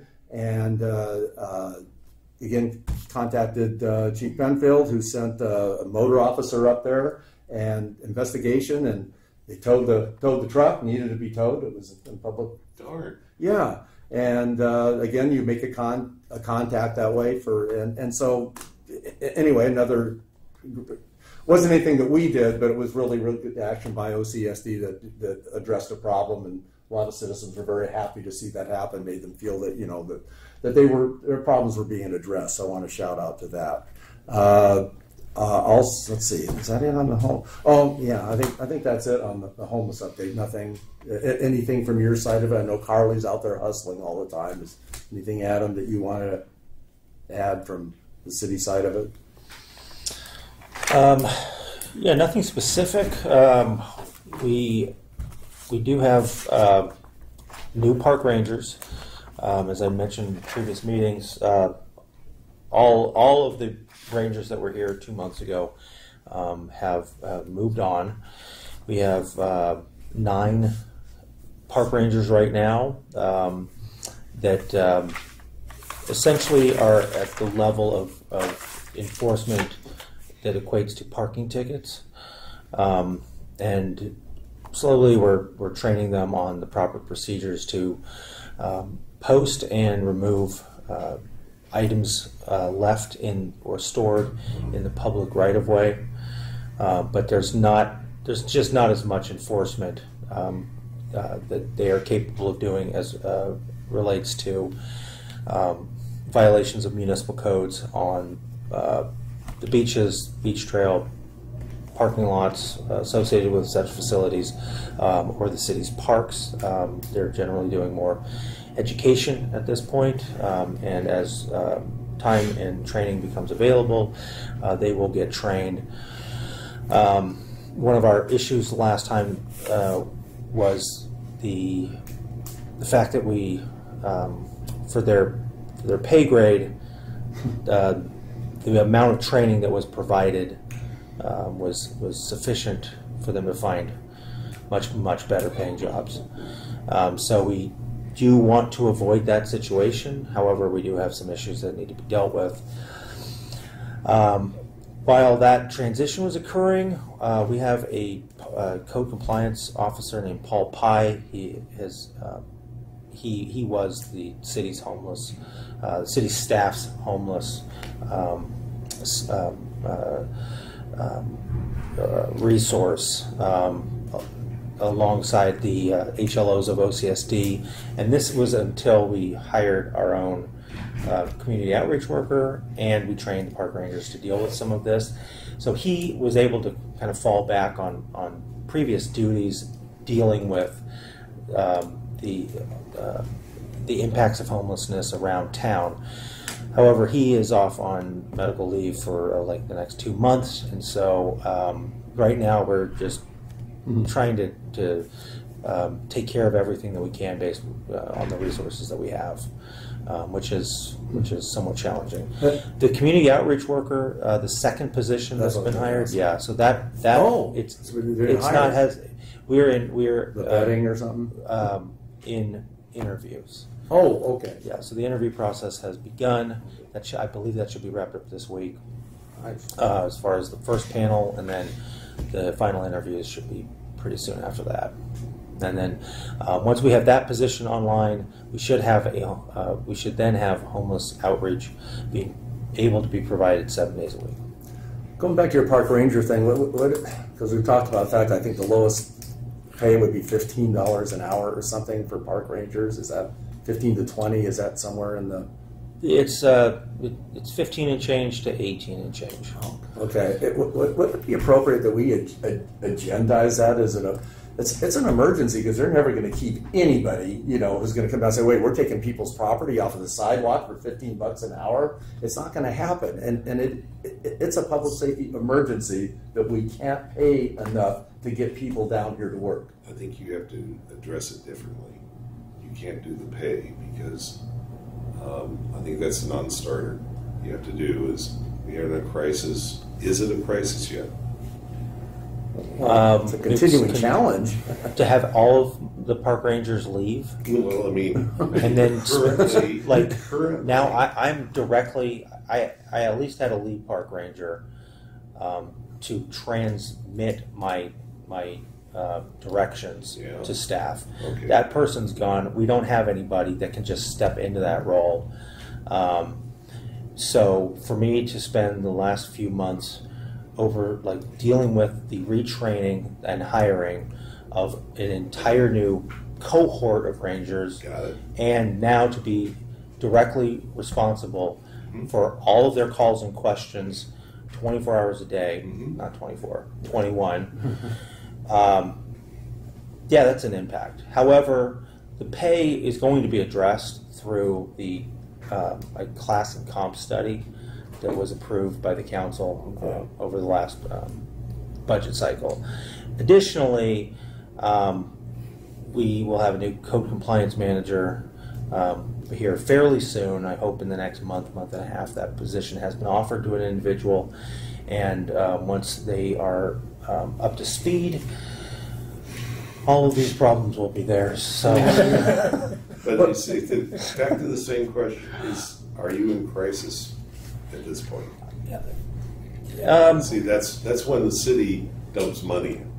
Is there more than a homeless problem? Is there another problem that you're dealing with, or even more that we could add to this homeless issue? But it's not necessarily the homeless. It's what they do with their duties. If there's nobody to do it, then this is what's happening. I'm sure Adam's hesitant to say it's a crisis because he's trying to manage this. But the fact is, it is a crisis. Right now, it's not a crisis. You're doing it all. There was a period of time where we were losing rangers very quickly, but the city council's direction and input was not necessary. We, just speaking with the city manager in his office, we just came up with a game plan to acquire a lot of applicants in a very short period of time, which we did. So okay, but that doesn't address your problem of retention. Recruitment, okay, great, but retention is a huge one. You're at training for other people. Absolutely. That's no good. Well, just to clarify, I wasn't talking when I said address the salary. I wasn't going to say you need to pay somebody this amount of money. I was just going to say that the emergency is being caused because of competitive salaries, and they can look at it and figure out what they want to do. Exactly. That's the retention end. Yeah, it is 100%. And so here's why I'll say it's not a crisis at this point in time, Carly does a fantastic job of dealing with folks that have a lot of stuff in the public right of way. A number of administrative citations and misdemeanor citations have been issued both by, I believe, OCSD and code compliance and the rangers. Those take time to get into, to begin to be prosecuted through the courts. Once those start coming through a little bit more, I believe that we'll see a bit more action. Right now, we have rangers that are able to address a number of the issues. The pay has been the same ever since I got the park rangers. The reason it wasn't an issue before was because COVID shut down all opportunities. So if there's a recession that hits us in the next couple of months, we're out of crisis. Well, if you don't think, I just thought that was an issue. I just can't imagine somebody coming down here working for $15 an hour to do the work that they do. I don't think the focus should be on the salary. It should be on the retention, and that. The way you retain them is to pay them more money, though, right? Exactly. Okay. But you have to steer it differently. So, one of the reasons that I think these positions attract the folks that we have right now is because they essentially were trained by people who have used this as a stepping stone. So they see that there's a future by working in our park ranger program. Our last park rangers left because the pay we just could not get any increase. But at this point in time, they're not going to be ready to take on other positions for probably 9 months or a year. By that time, I assume the classic comp study is going to be completed, and then their pay would be commensurate with the amount of training that they have. Hopefully.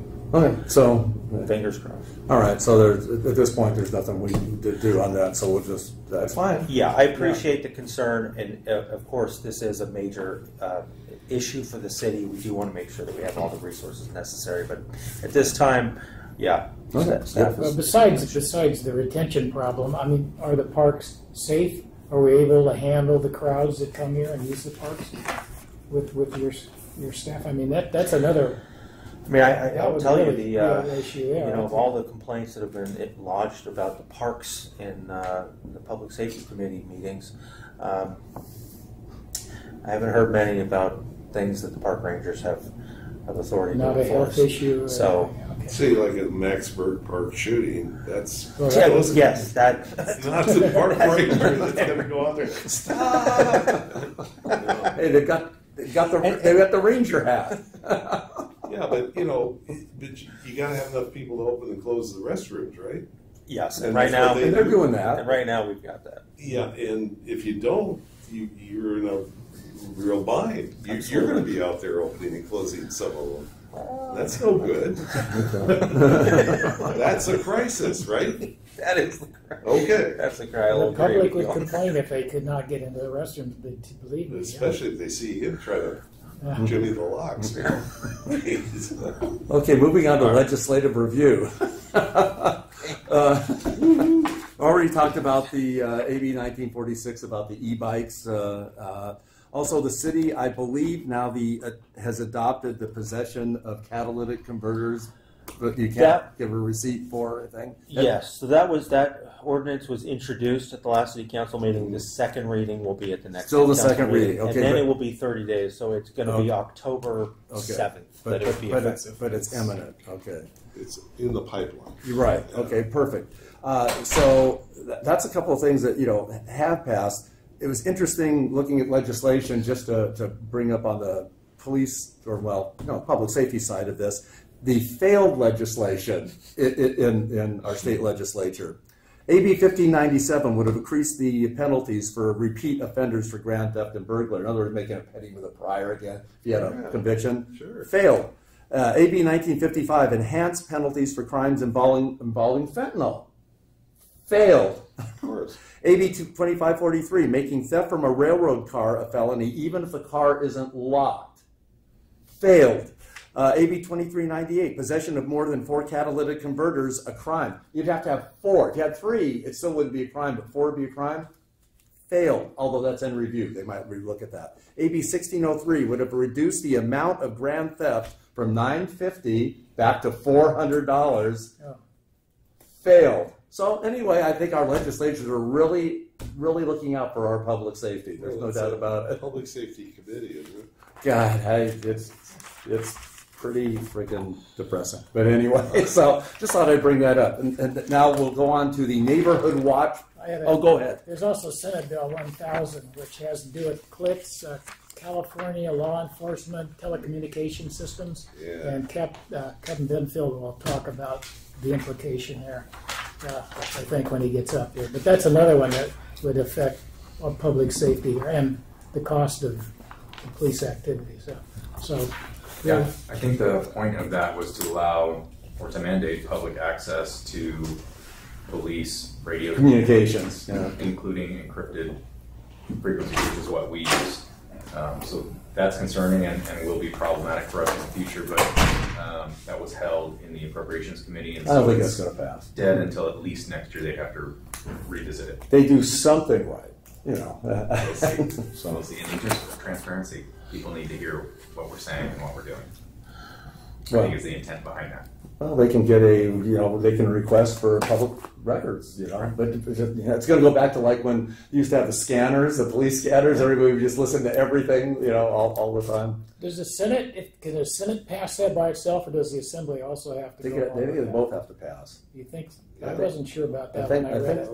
Yeah, I think so. Yeah, okay. The Senate can bring up something and pass. No, I think it still has to be approved by either body can bring it up, but the other body has to pass it. I think so. I'm pretty sure because there's very few SBs, there are very few Senate bills. They're almost all Assembly bills. Okay, and then on the Neighborhood Watch update, we discussed this before when I've talked about the city website page, and you say you go to the city website page, and what I've envisioned is going to the city website, putting out a big, massive social media, and hey, if you want to be part of the Neighborhood Watch, go to the city website, and we'll get you signed up and taken care of. Well, I went to the city web, and this is the picture of the page. Determine your Neighborhood Watch area. That's coming soon. Volunteer to be a block captain. That's coming soon. Contact OCSD crime prevention specialist. That's coming soon, but you do get, and I guess you get a phone number, but that's coming soon also. So this is the issue I'm having about launching this, Adam, is we can't launch it until people can go and do this.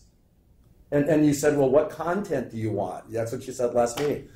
That's the content I want. I want this to be able to be a working website where we can get this thing started. Okay, let's go, if we can go down the line. What do you want under number 1?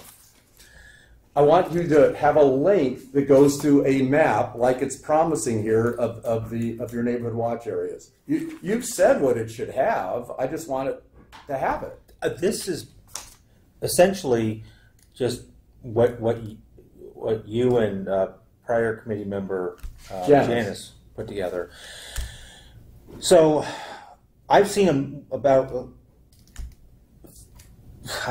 40 different maps, different versions of maps. No, we have one set of maps, and your guy is the one that made them.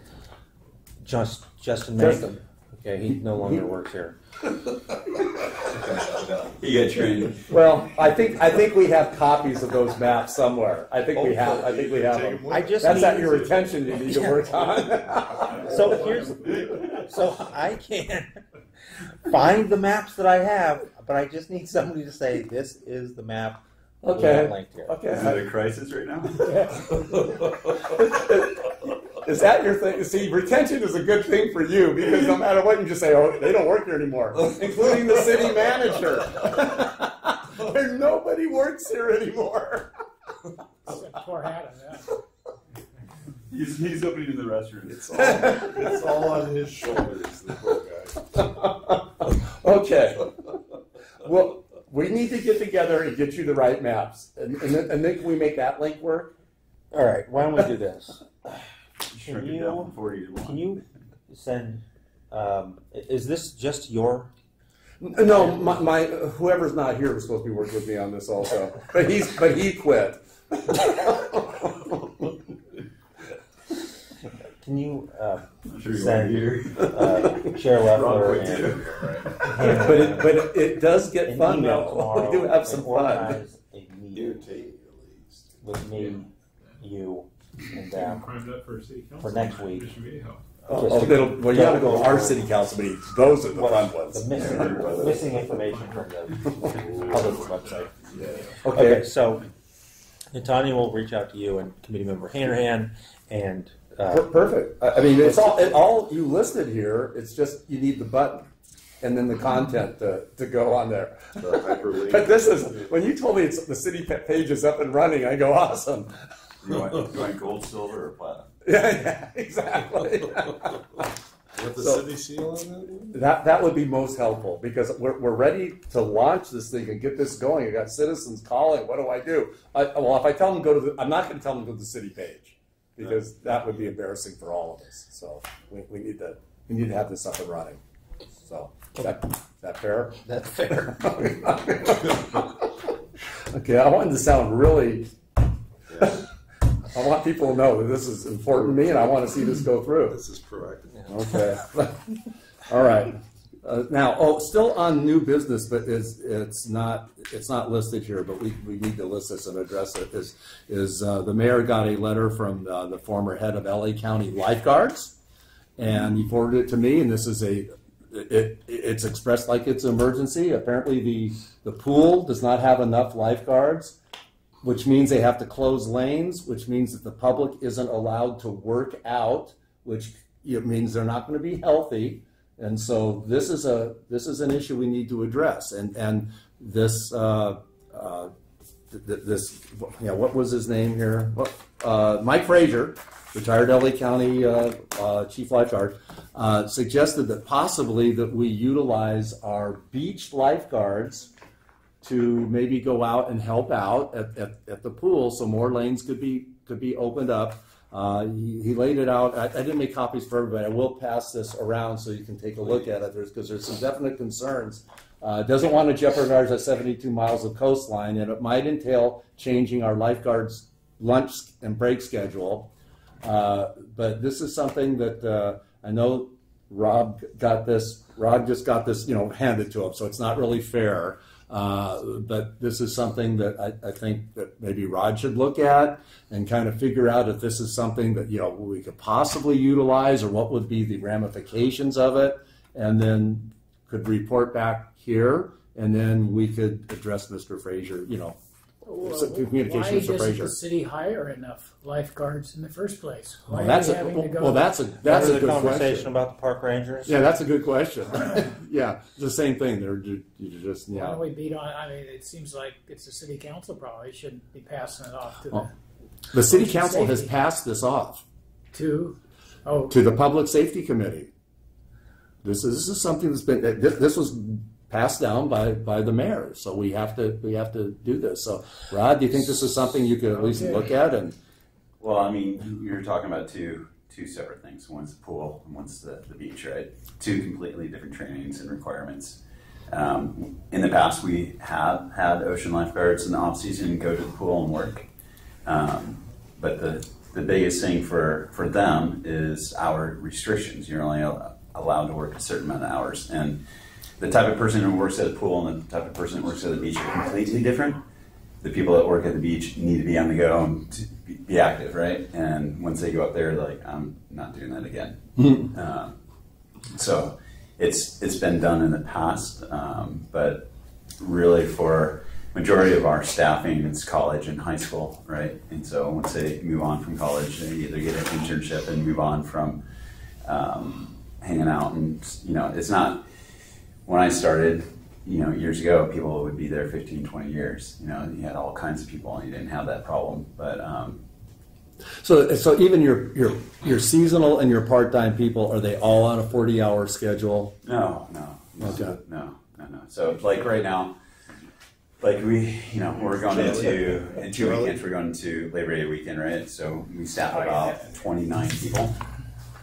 Kids are back in school August 16th, so we're down to 11 people. So if you go on the beach on a Monday through Friday, we have one tower open at besides the pier tower. So we have, our staffing levels go down based upon beach attendance and the activity that's going in the water and on the beach. So right now, it's one tower Monday through Friday. It's T Street at 1 o'clock. So not everyone who's employed with us, their requirement is to work 5 days a week from COSD's summer recess period. Okay. So basically June 4th through August 16th. We tell them through Labor Day, but they have to go to school. So we try to capture them on weekends. But outside of that, they don't have to be here or work for us. Right. Okay. They submit their availability, and a lot of them, if you look at our clientele who are lifeguards, water polo, swim team, right? So those seasons are in for them. So yeah, and then they have the school that they have to attend and study for that. So it's sometimes tough for us when we move into September 9th, 10th, and the following weekend. Right now the schedule's out and it's pretty thin because no one's available. But usually when I get down closer to it, I'll help to pull some people and commit them to work. Okay. But so we don't have people that would raise their hand and say, "Hey, I want to go over there." And sometimes it's difficult for you to get beach spots filled if you're. Well, yeah, like I was. It's a challenge. If you're short, not so much. We hire more than what we need for staffing, and that's an account of injuries, sickness, terminations, or someone decides that they're going to resign. So we have more than enough lifeguards based upon our needs through the season. Just when you move into the off season and you get, right now the water temperature is 74 degrees. We've had January where the water temperature is 78 degrees and 100 degrees out, right? And what comes with that? People. The masses, right? So then it's just a skeleton crew of 3 or 4, and you're like calling and trying to get people to come in. Okay, so circling back though, they have tried this program before to backfill. It's not really a program. It's just they ran out of work at the beach and they needed some work. Okay. And so they went to the pool and they went over and worked.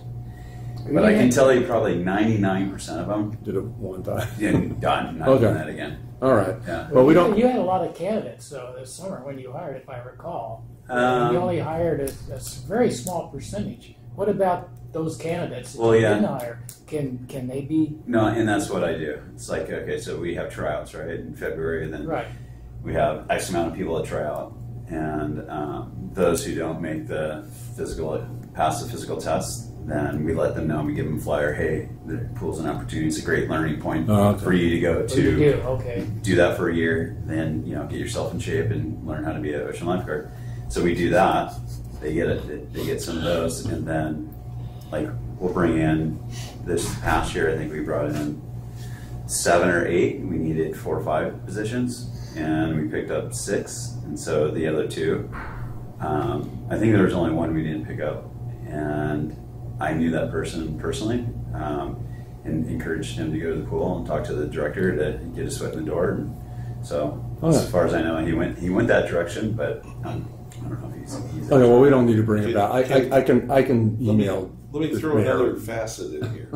We're fine. Question: is the pay the same for the beach lifeguard and for the pool lifeguard? No, but they did something different in the pool. I think it was over the holiday season when they were doing that big recruitment. They stayed in the same salary range, but started instead of at A, started at D.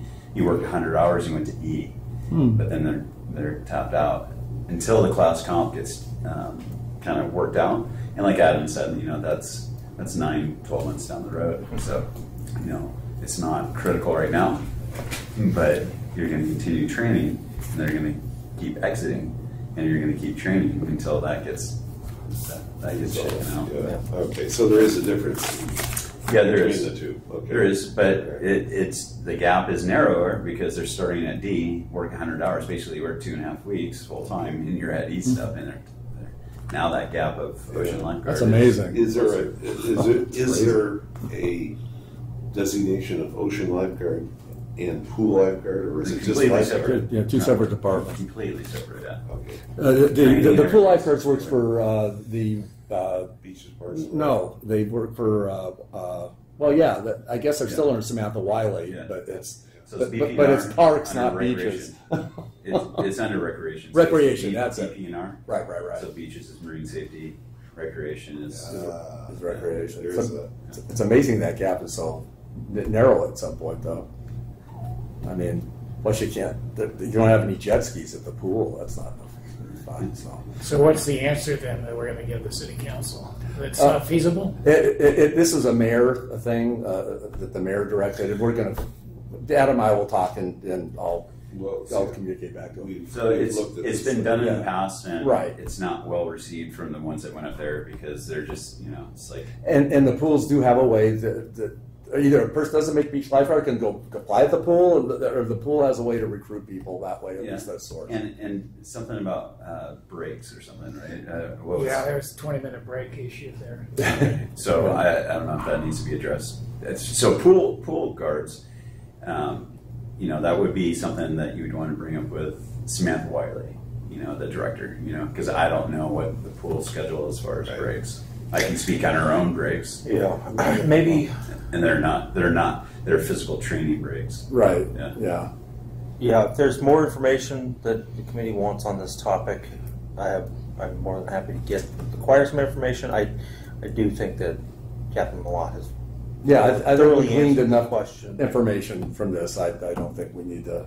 I think it'll be fine. Yeah. It was just an informational thing. So okay, good. So now on to the last unfinished business, the consideration development of the 2022-2023 Public Safety Committee work plan. And There is an item in your packets. This is last year's.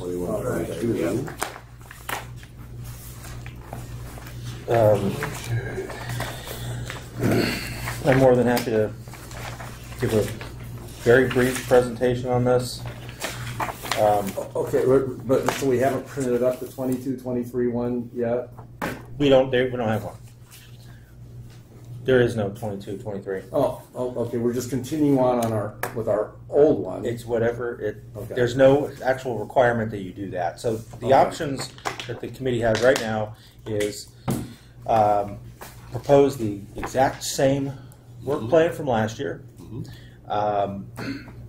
throw the old work plan out and completely revise it, or modify things that are here, like drop certain projects, add certain projects, or just simply modify some of the things within the projects. I think the way we addressed this in the last couple of years is that we made this thing so general that the broad, it's not specific things, but we've got like communications and mass and disaster preparedness was kind of It's a very there's broad. plenty of room in there. So we weren't locked into things, and unless you think that there's individual things here that we need to. I like it the way it is. I think It's workable. It affords enough opportunity to do whatever work we want to do. Yeah, so I think it would be worth reading through everything just to confirm that there isn't something that's outdated and limited or limiting. Right. But I would say the communication and disaster preparedness project is a perennial, an annual. Homelessness and best management practices. I will say this one is.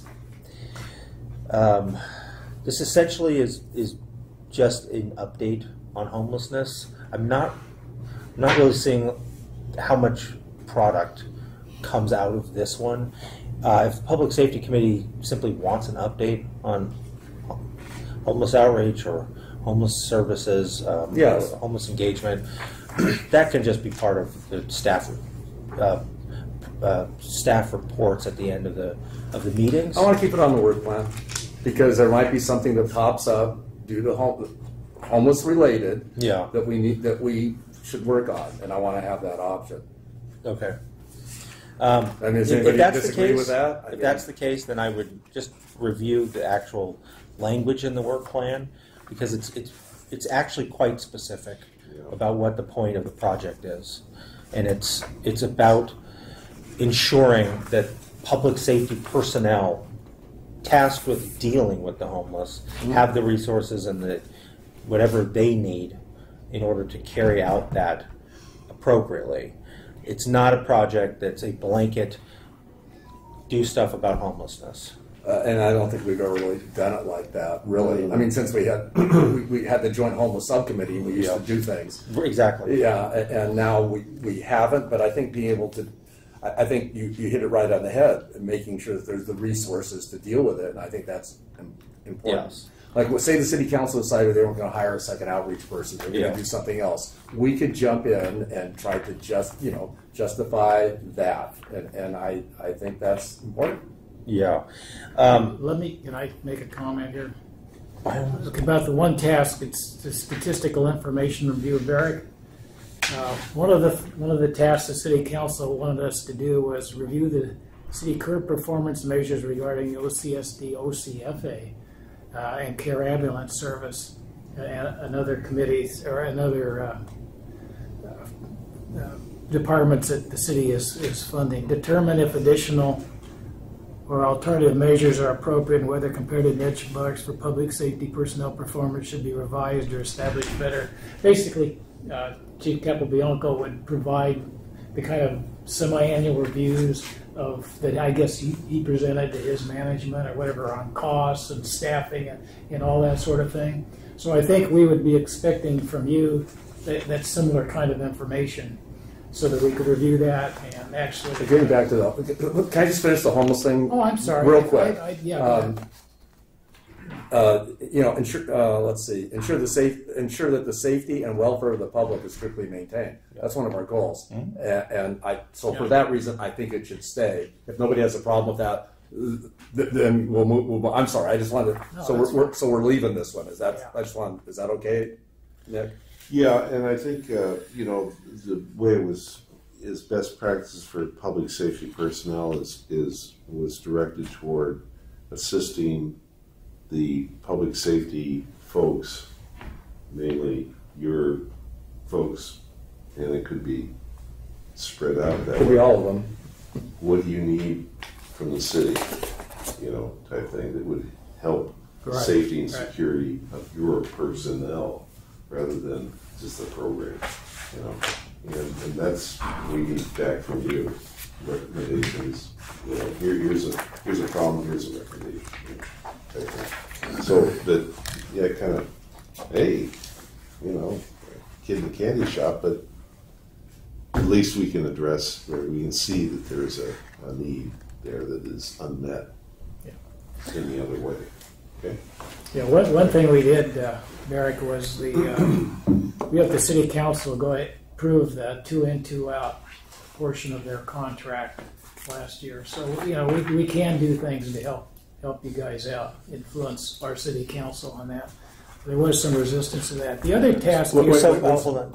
I just want to go through the order. Point in order. Let's just go through one page at a time and then address the issues. I didn't know we were going to do that.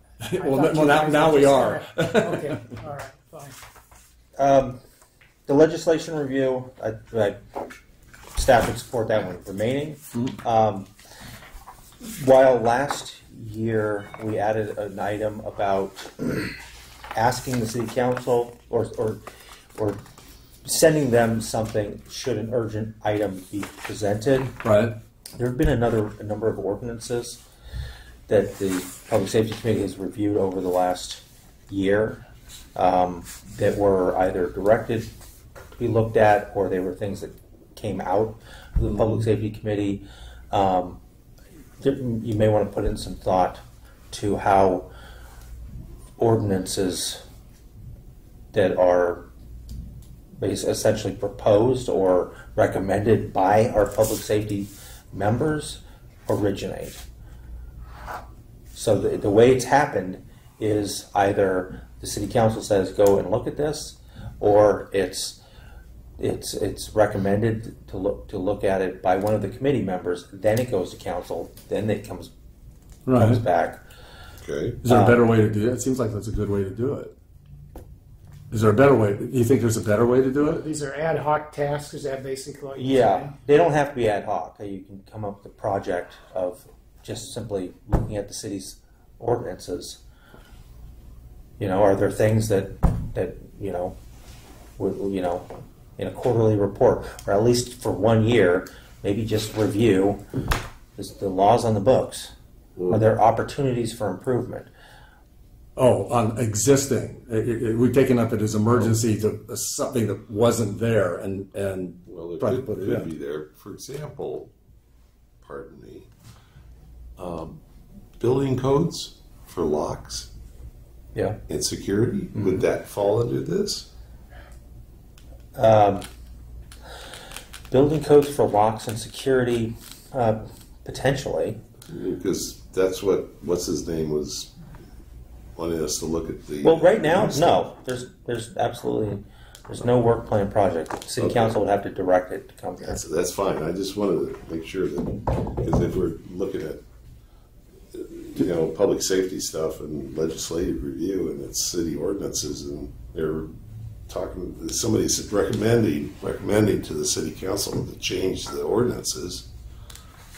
The city council would say, well, if let's recommend going to the public safety committee to see what they say about it. Okay, rather than let's get on to it already. Let's wait for them to tell us they don't want us to look at it. Right?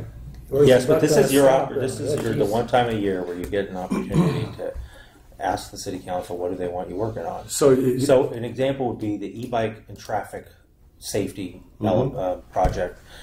In that project, you would have the authority to look over the city's existing laws related to e-bikes and say, yes, they're good, or no, they're not, and these are the things that we need to change.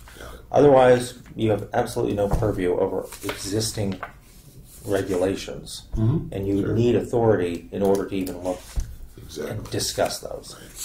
So I'm just trying to glean here on this special emergency, whatever we called it, urgency. Yes. Is there some kind of verbiage you are thinking that maybe we should add to this work plan? No, I'm looking at an opportunity. Since we're looking at legislation and we've looked at a number of new laws in the city, also that also counts as legislation. Those are legislative activities of the city council. If there's a desire to kind of streamline things. Yeah. I'm still trying to pull out of you what you're saying. I don't understand. But it's probably a good idea, but I don't understand what you're. Well, human trafficking, we looked at all the ordinances here that San Clemente had that licensing put out and everything, and code compliance. We reviewed all those, compared them to what they did over in San Juan Capistrano, and there were no changes. I suppose if there was something that we thought was lacking, we would have brought it to the committee's attention, but that was part of the task. But we're not going to come up with a new idea or anything. But so review current city ordinances we put verbiage like that in there, or maybe. No, that. I mean, I don't. That's. I mean, it doesn't sound right. Yeah, it doesn't. If it's germane to the tasks that were. Yeah, but that's the whole thing. You wouldn't. Public safety is not all of our city codes. Right. Yeah. Well, I mean, I'm fine with it the way it is. Unless you have another feeling about it. I think it's as vague as it needs to be. Yeah, I'd say just keep it. Okay. All right, neighborhood watch. Should be. Yeah. Is the part about the city website in there in that work plan? Oh yes. Okay. All right. Very good. You need to get a subcommittee going on this, so you don't have to do all the work. I do have a subcommittee, and I'll talk about that at my comments at the end. I mean, but not on this committee, but actually community volunteers. I do. We do. Oh, okay. There are people who are willing to help. If we could get the website up, we could get that going. That darn website. Okay. Statistical information and review. This is now go for it, Charlie. All the gentlemen here know that we review their requirement, their quarterly, semi-annual, whatever reports. They all do a really good job. Even the park rangers and code enforcement, we take a look at all those inputs and try and make sense out of them. And if we see something, good, bad, whatever, I guess it's our responsibility to report those to the city council.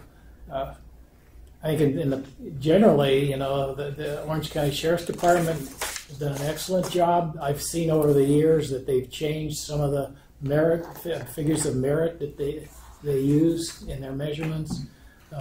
Rod does a great job on his. Captain Bianco, fire was pretty straightforward. When I read through there, I couldn't really see any issues or anything else that was needed. The problem we have is it's not all, we're interested in San Clemente, and yet the report covers all of Division 3 and 4 in Orange County. It would be nice if somehow we could get a little more oriented focused on what's being spent here, or how many people here are in San Clemente, how many fires there were in San Clemente, how many people were injured. That sort of thing would be kind of useful, I think, if you could tailor it more for the city as opposed to this broad one that goes up to your management people. That'd be useful, but we can work on that one. Okay, so that basically was the point there, that you're now part of reporting to us on how things are going on at the Orange County Fire Authority.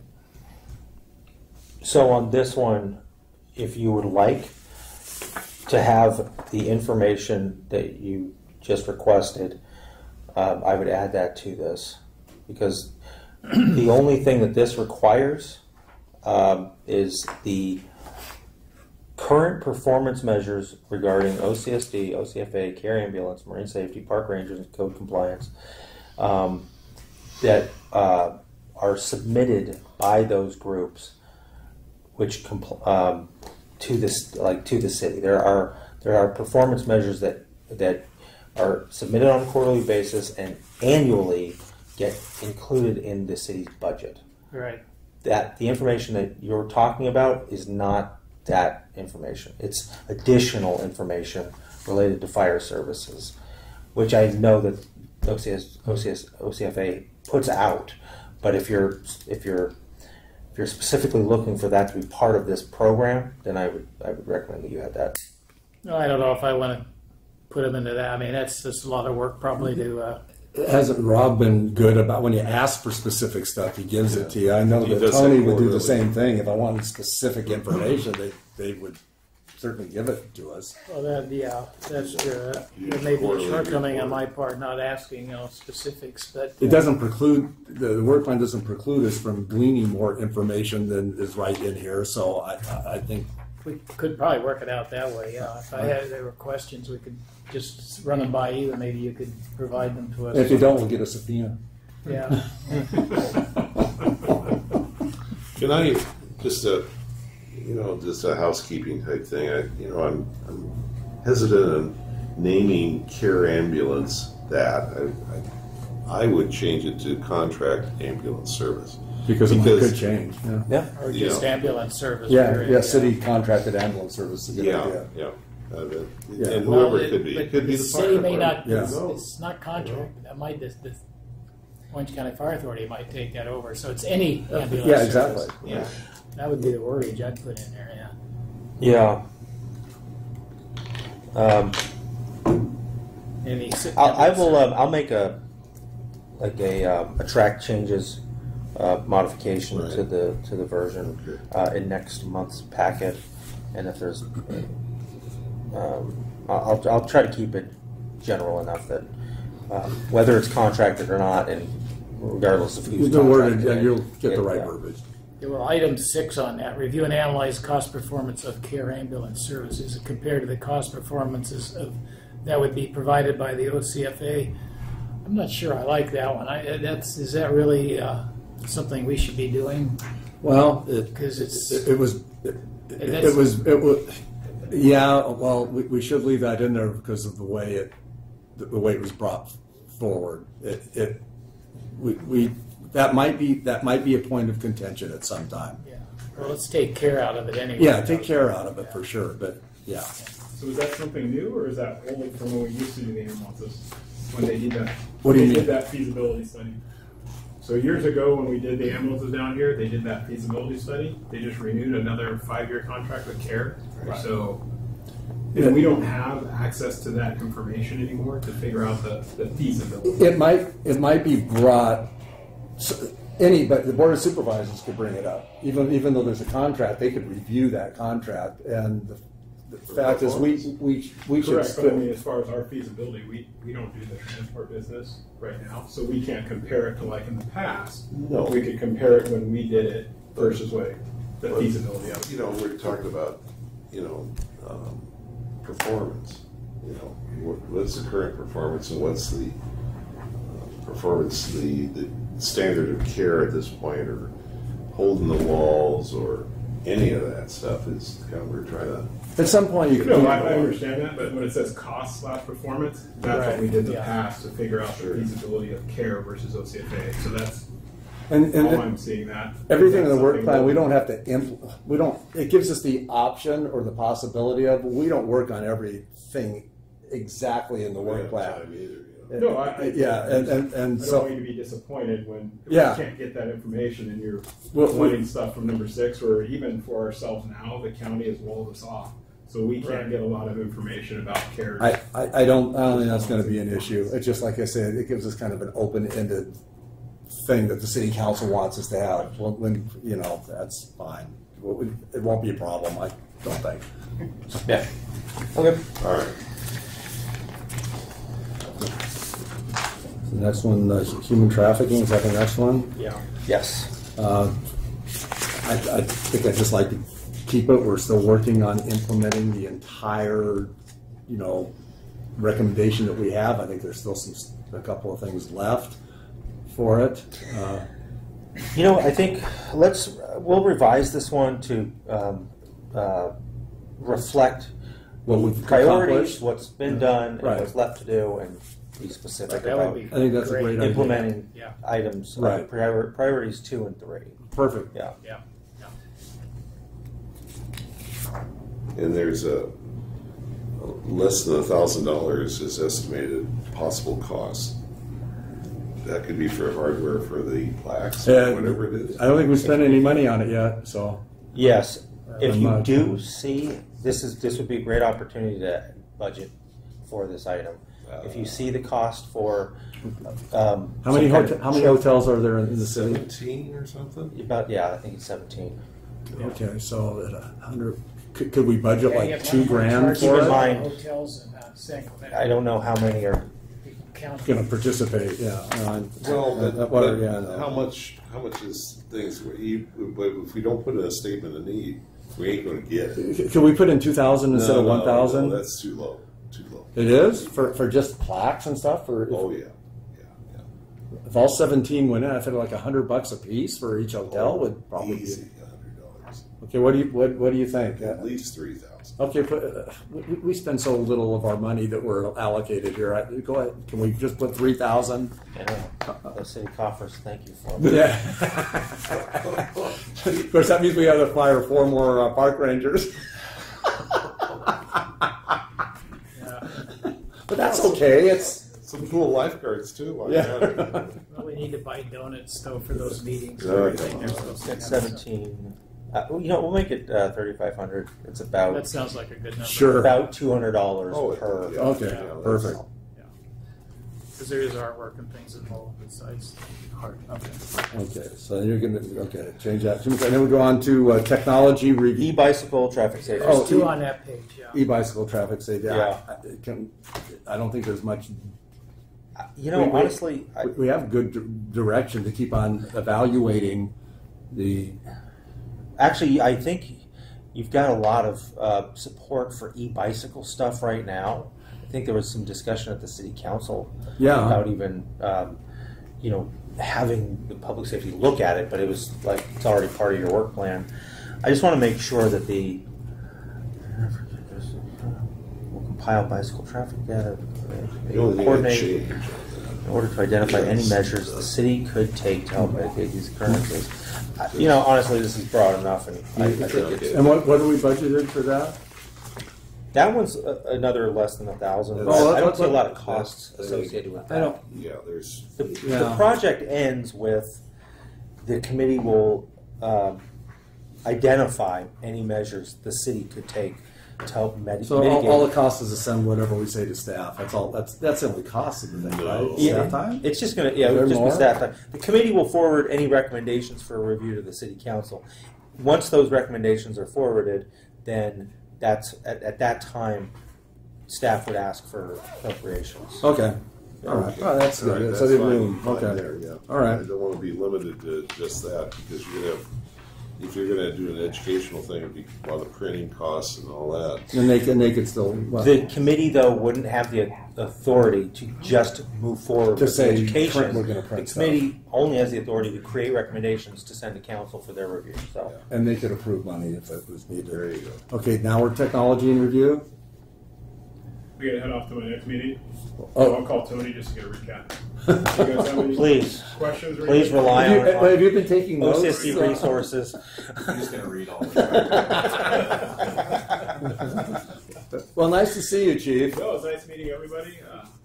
The one comment I have is technology review task. I would be very interested in the new technologies that Fire Authority is looking into for public safety, like electric fire engines and so forth. Anything like that. How about Yeah. Will you let him slide down the pole? We're going to go with elevators. Thanks, Chief. You're welcome. Safe travels. Thank you. Okay, so Busy guy. 2 divisions. yeah. Gee. So for technology review, I think it's good as it is.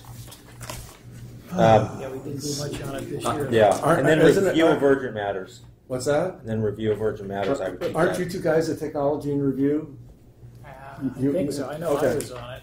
All right. So is there any? You know what? I can tell you right now. It's in my minutes. Yeah, you got it. Oh, here it is, right here. Yes. Here it is. Technology and review, right? Is Charlie and Nick? There you guys. go. Yeah. See, I got him. I'm like on all but 2, so it's easy for me to remember. Yeah, we'll come to it. Okay. All right. Okay, so we're good with that. All right. So that takes care of our Urgent matter one. Okay. Any other discussion before we go to reports of committee members? No. Okay, good. Police services. Let's let these guys be going. Yeah. Yes. Be comfortable. I've got a lot. It's okay. We've already discussed e-bikes, so that's out there. Fiesta happened and was largely uneventful for us from a law enforcement standpoint, which is good. That's the purpose. I think everybody had a fun event. There was really no significant incidents that occurred. As you're all aware, there's been some stuff over the past month, maybe month and a half at Maxburg Park. And just an update is that we're doing a town hall for that neighborhood, specifically related to the gang activity, the last couple of incidents that have occurred there. And that's going to be this Thursday at 7 at the St. Clement's Church.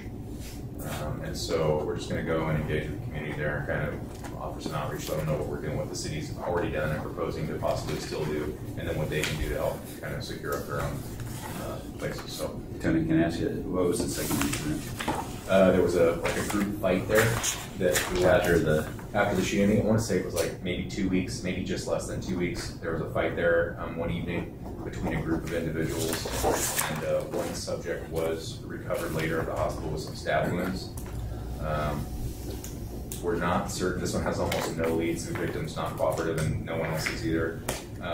But we're not even certain that this was opposing gangs. There's a potential that this could have been Invited. an in-house thing.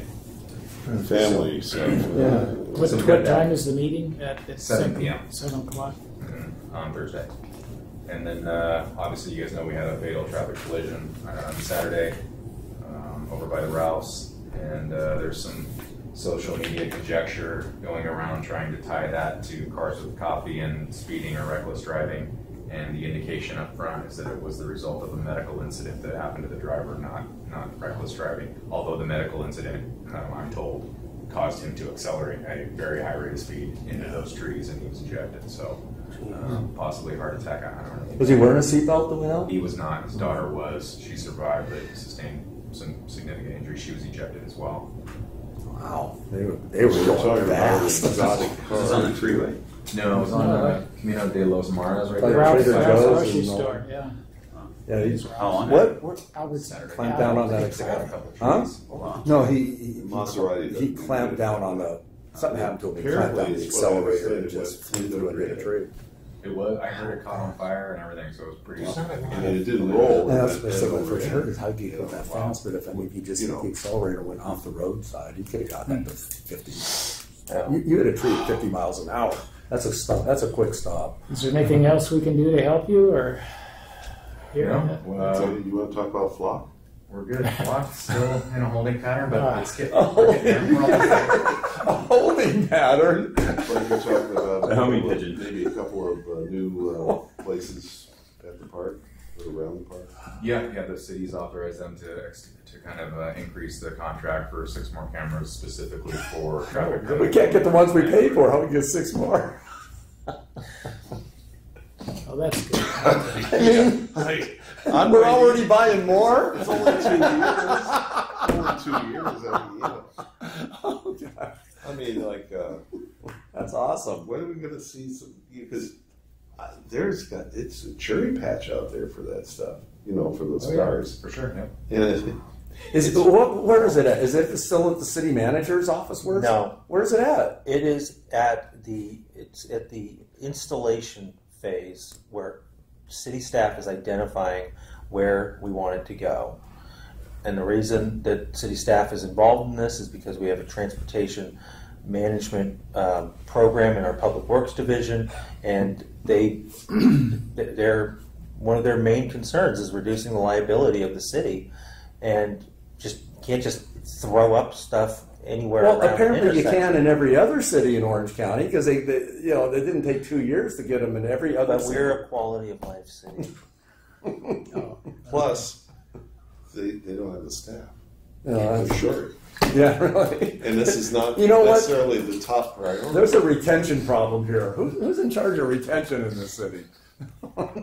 Well, it'd be nice to see the cameras. That'll be awesome. I hope that happens in my lifetime. Yeah, what we need to do is have a We're- ribbon cutting or something, Okay. I mean, because it'll be worth it after those. Everybody would get run over by the kids on e-bikes. At least we can watch them now, though. I mean, when they go by, we can see them. Okay, are you done, Chief? That's it. Okay, fire service not here, marine safety? I'm not here either. Yeah.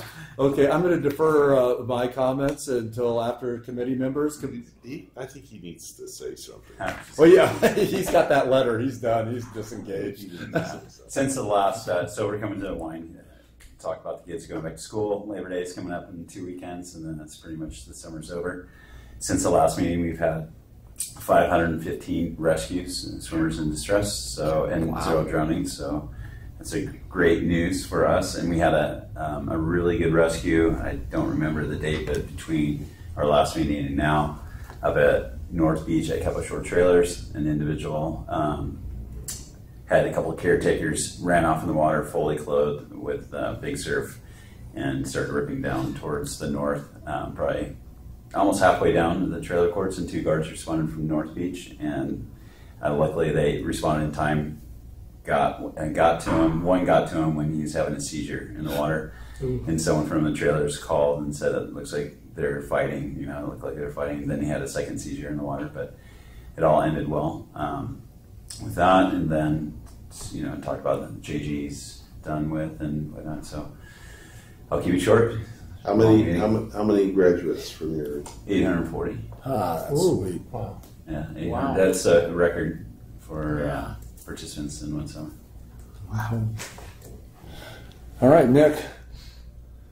I'm fine. I'm glad to see that we're all together. And we're not, hopefully next month we'll have another presentation to talk about. Did you want to put something on the agenda for? I haven't booked anything. Okay, but all right. I'll call and Well, it's a good thing we didn't have another presentation today, or we'd be forever turning our lights on. Okay.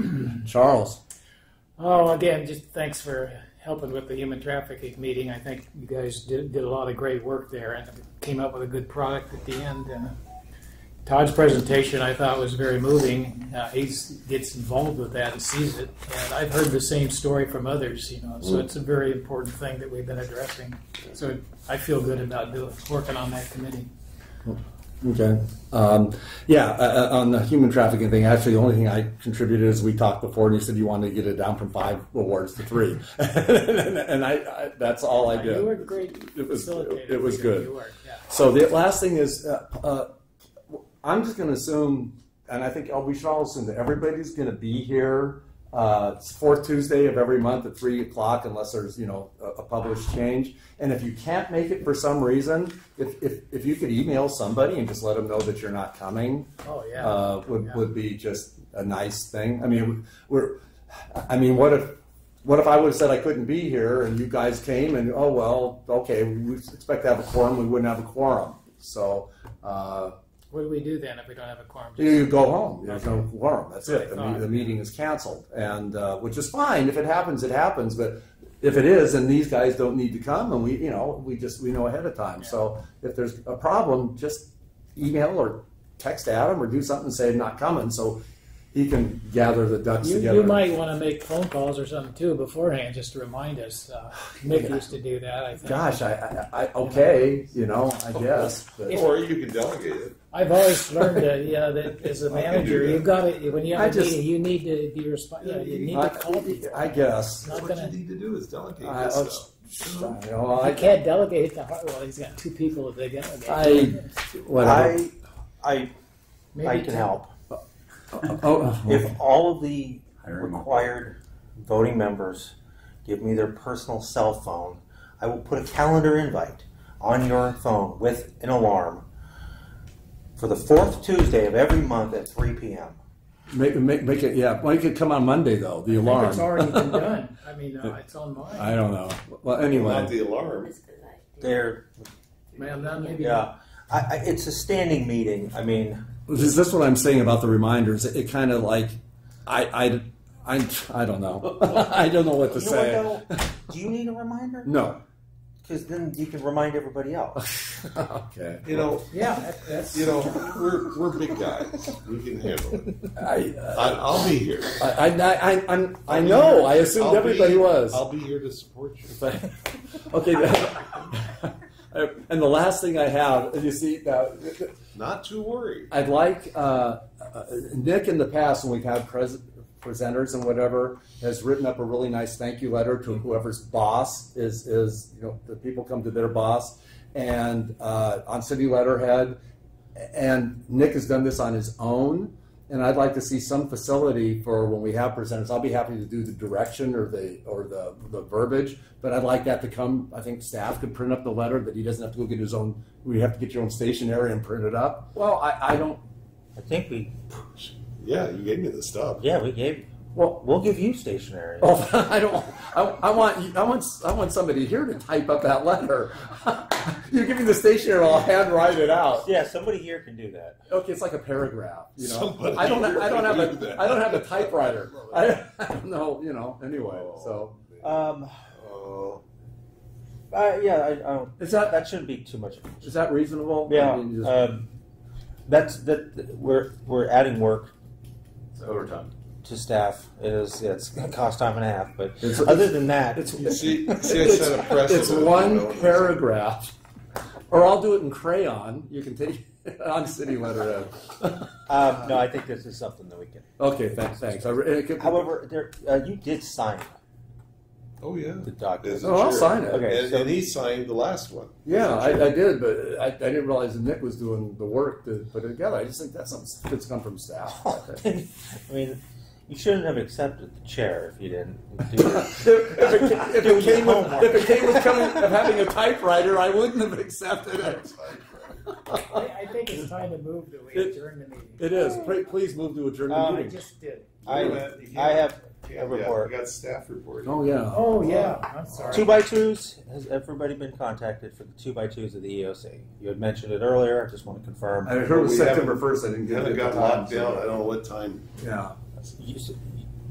So somebody, Public Works have they not reached out to you directly? Well, we've got it's either 2:00 or 2:30, and it was open. Okay, who is assigned to which one? Yeah.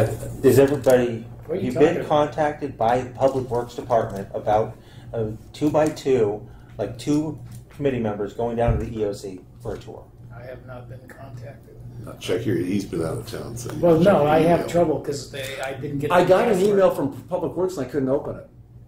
Yeah, you don't have the password, probably. No, I can Change open. password. I can, but no, I can open everything else. There was 2 emails I couldn't even open up, and one of them was from Public Works. Okay. Can you have Rachel Perez call him directly? Yeah, Rachel says it depends on. 9, 1, 2, or 2:30. Is that what? It was either 2 or 2:30. It's a half an hour. 9, 1. I'll go at 2. 1. Yeah. You, I mean, that's fine with me too. you want to go at 2? But you want to make sure that everybody. Can you go at 2:30 on 9, 1? Well, it's only for 2 people. Right. Right? Yeah, If you 2:30, and Bill- 2 and you 2:30. and Bill could go Dick up. and I are going to go at 2. That's 2. And then it's 2:30. Oh, Can you go at 2:30? yeah, sure. Okay, and we'll put Bill. What date was that? That's 9/1. First. 9/1. It's a Thursday. All right, and then the last thing is, would you like a presentation or any information shared at the next meeting from Public Works related to San Gregonio traffic issues, or how bike lanes are established and the mobility complete street zone? Yeah. Sure. Ooh, yeah. That'd be great. I like it. All right. And I move that we adjourn this meeting to the next special meeting on August the 30th, is it? At the golf course, 6 o'clock? 5 o'clock, 5 o'clock social hour? 6 p.m. Okay, but don't they have a social hour before? They do, Okay. but it's the meeting The starts. meeting starts at 6. You can be there half an hour early for cocktails or whatever you want. Or is there cocktails? I can't remember now. Not for me. Social time. All right, Social so there is a social hour. Yeah. All I right. second the All right, all in favor? Aye. All right, get out. Thank you, guys.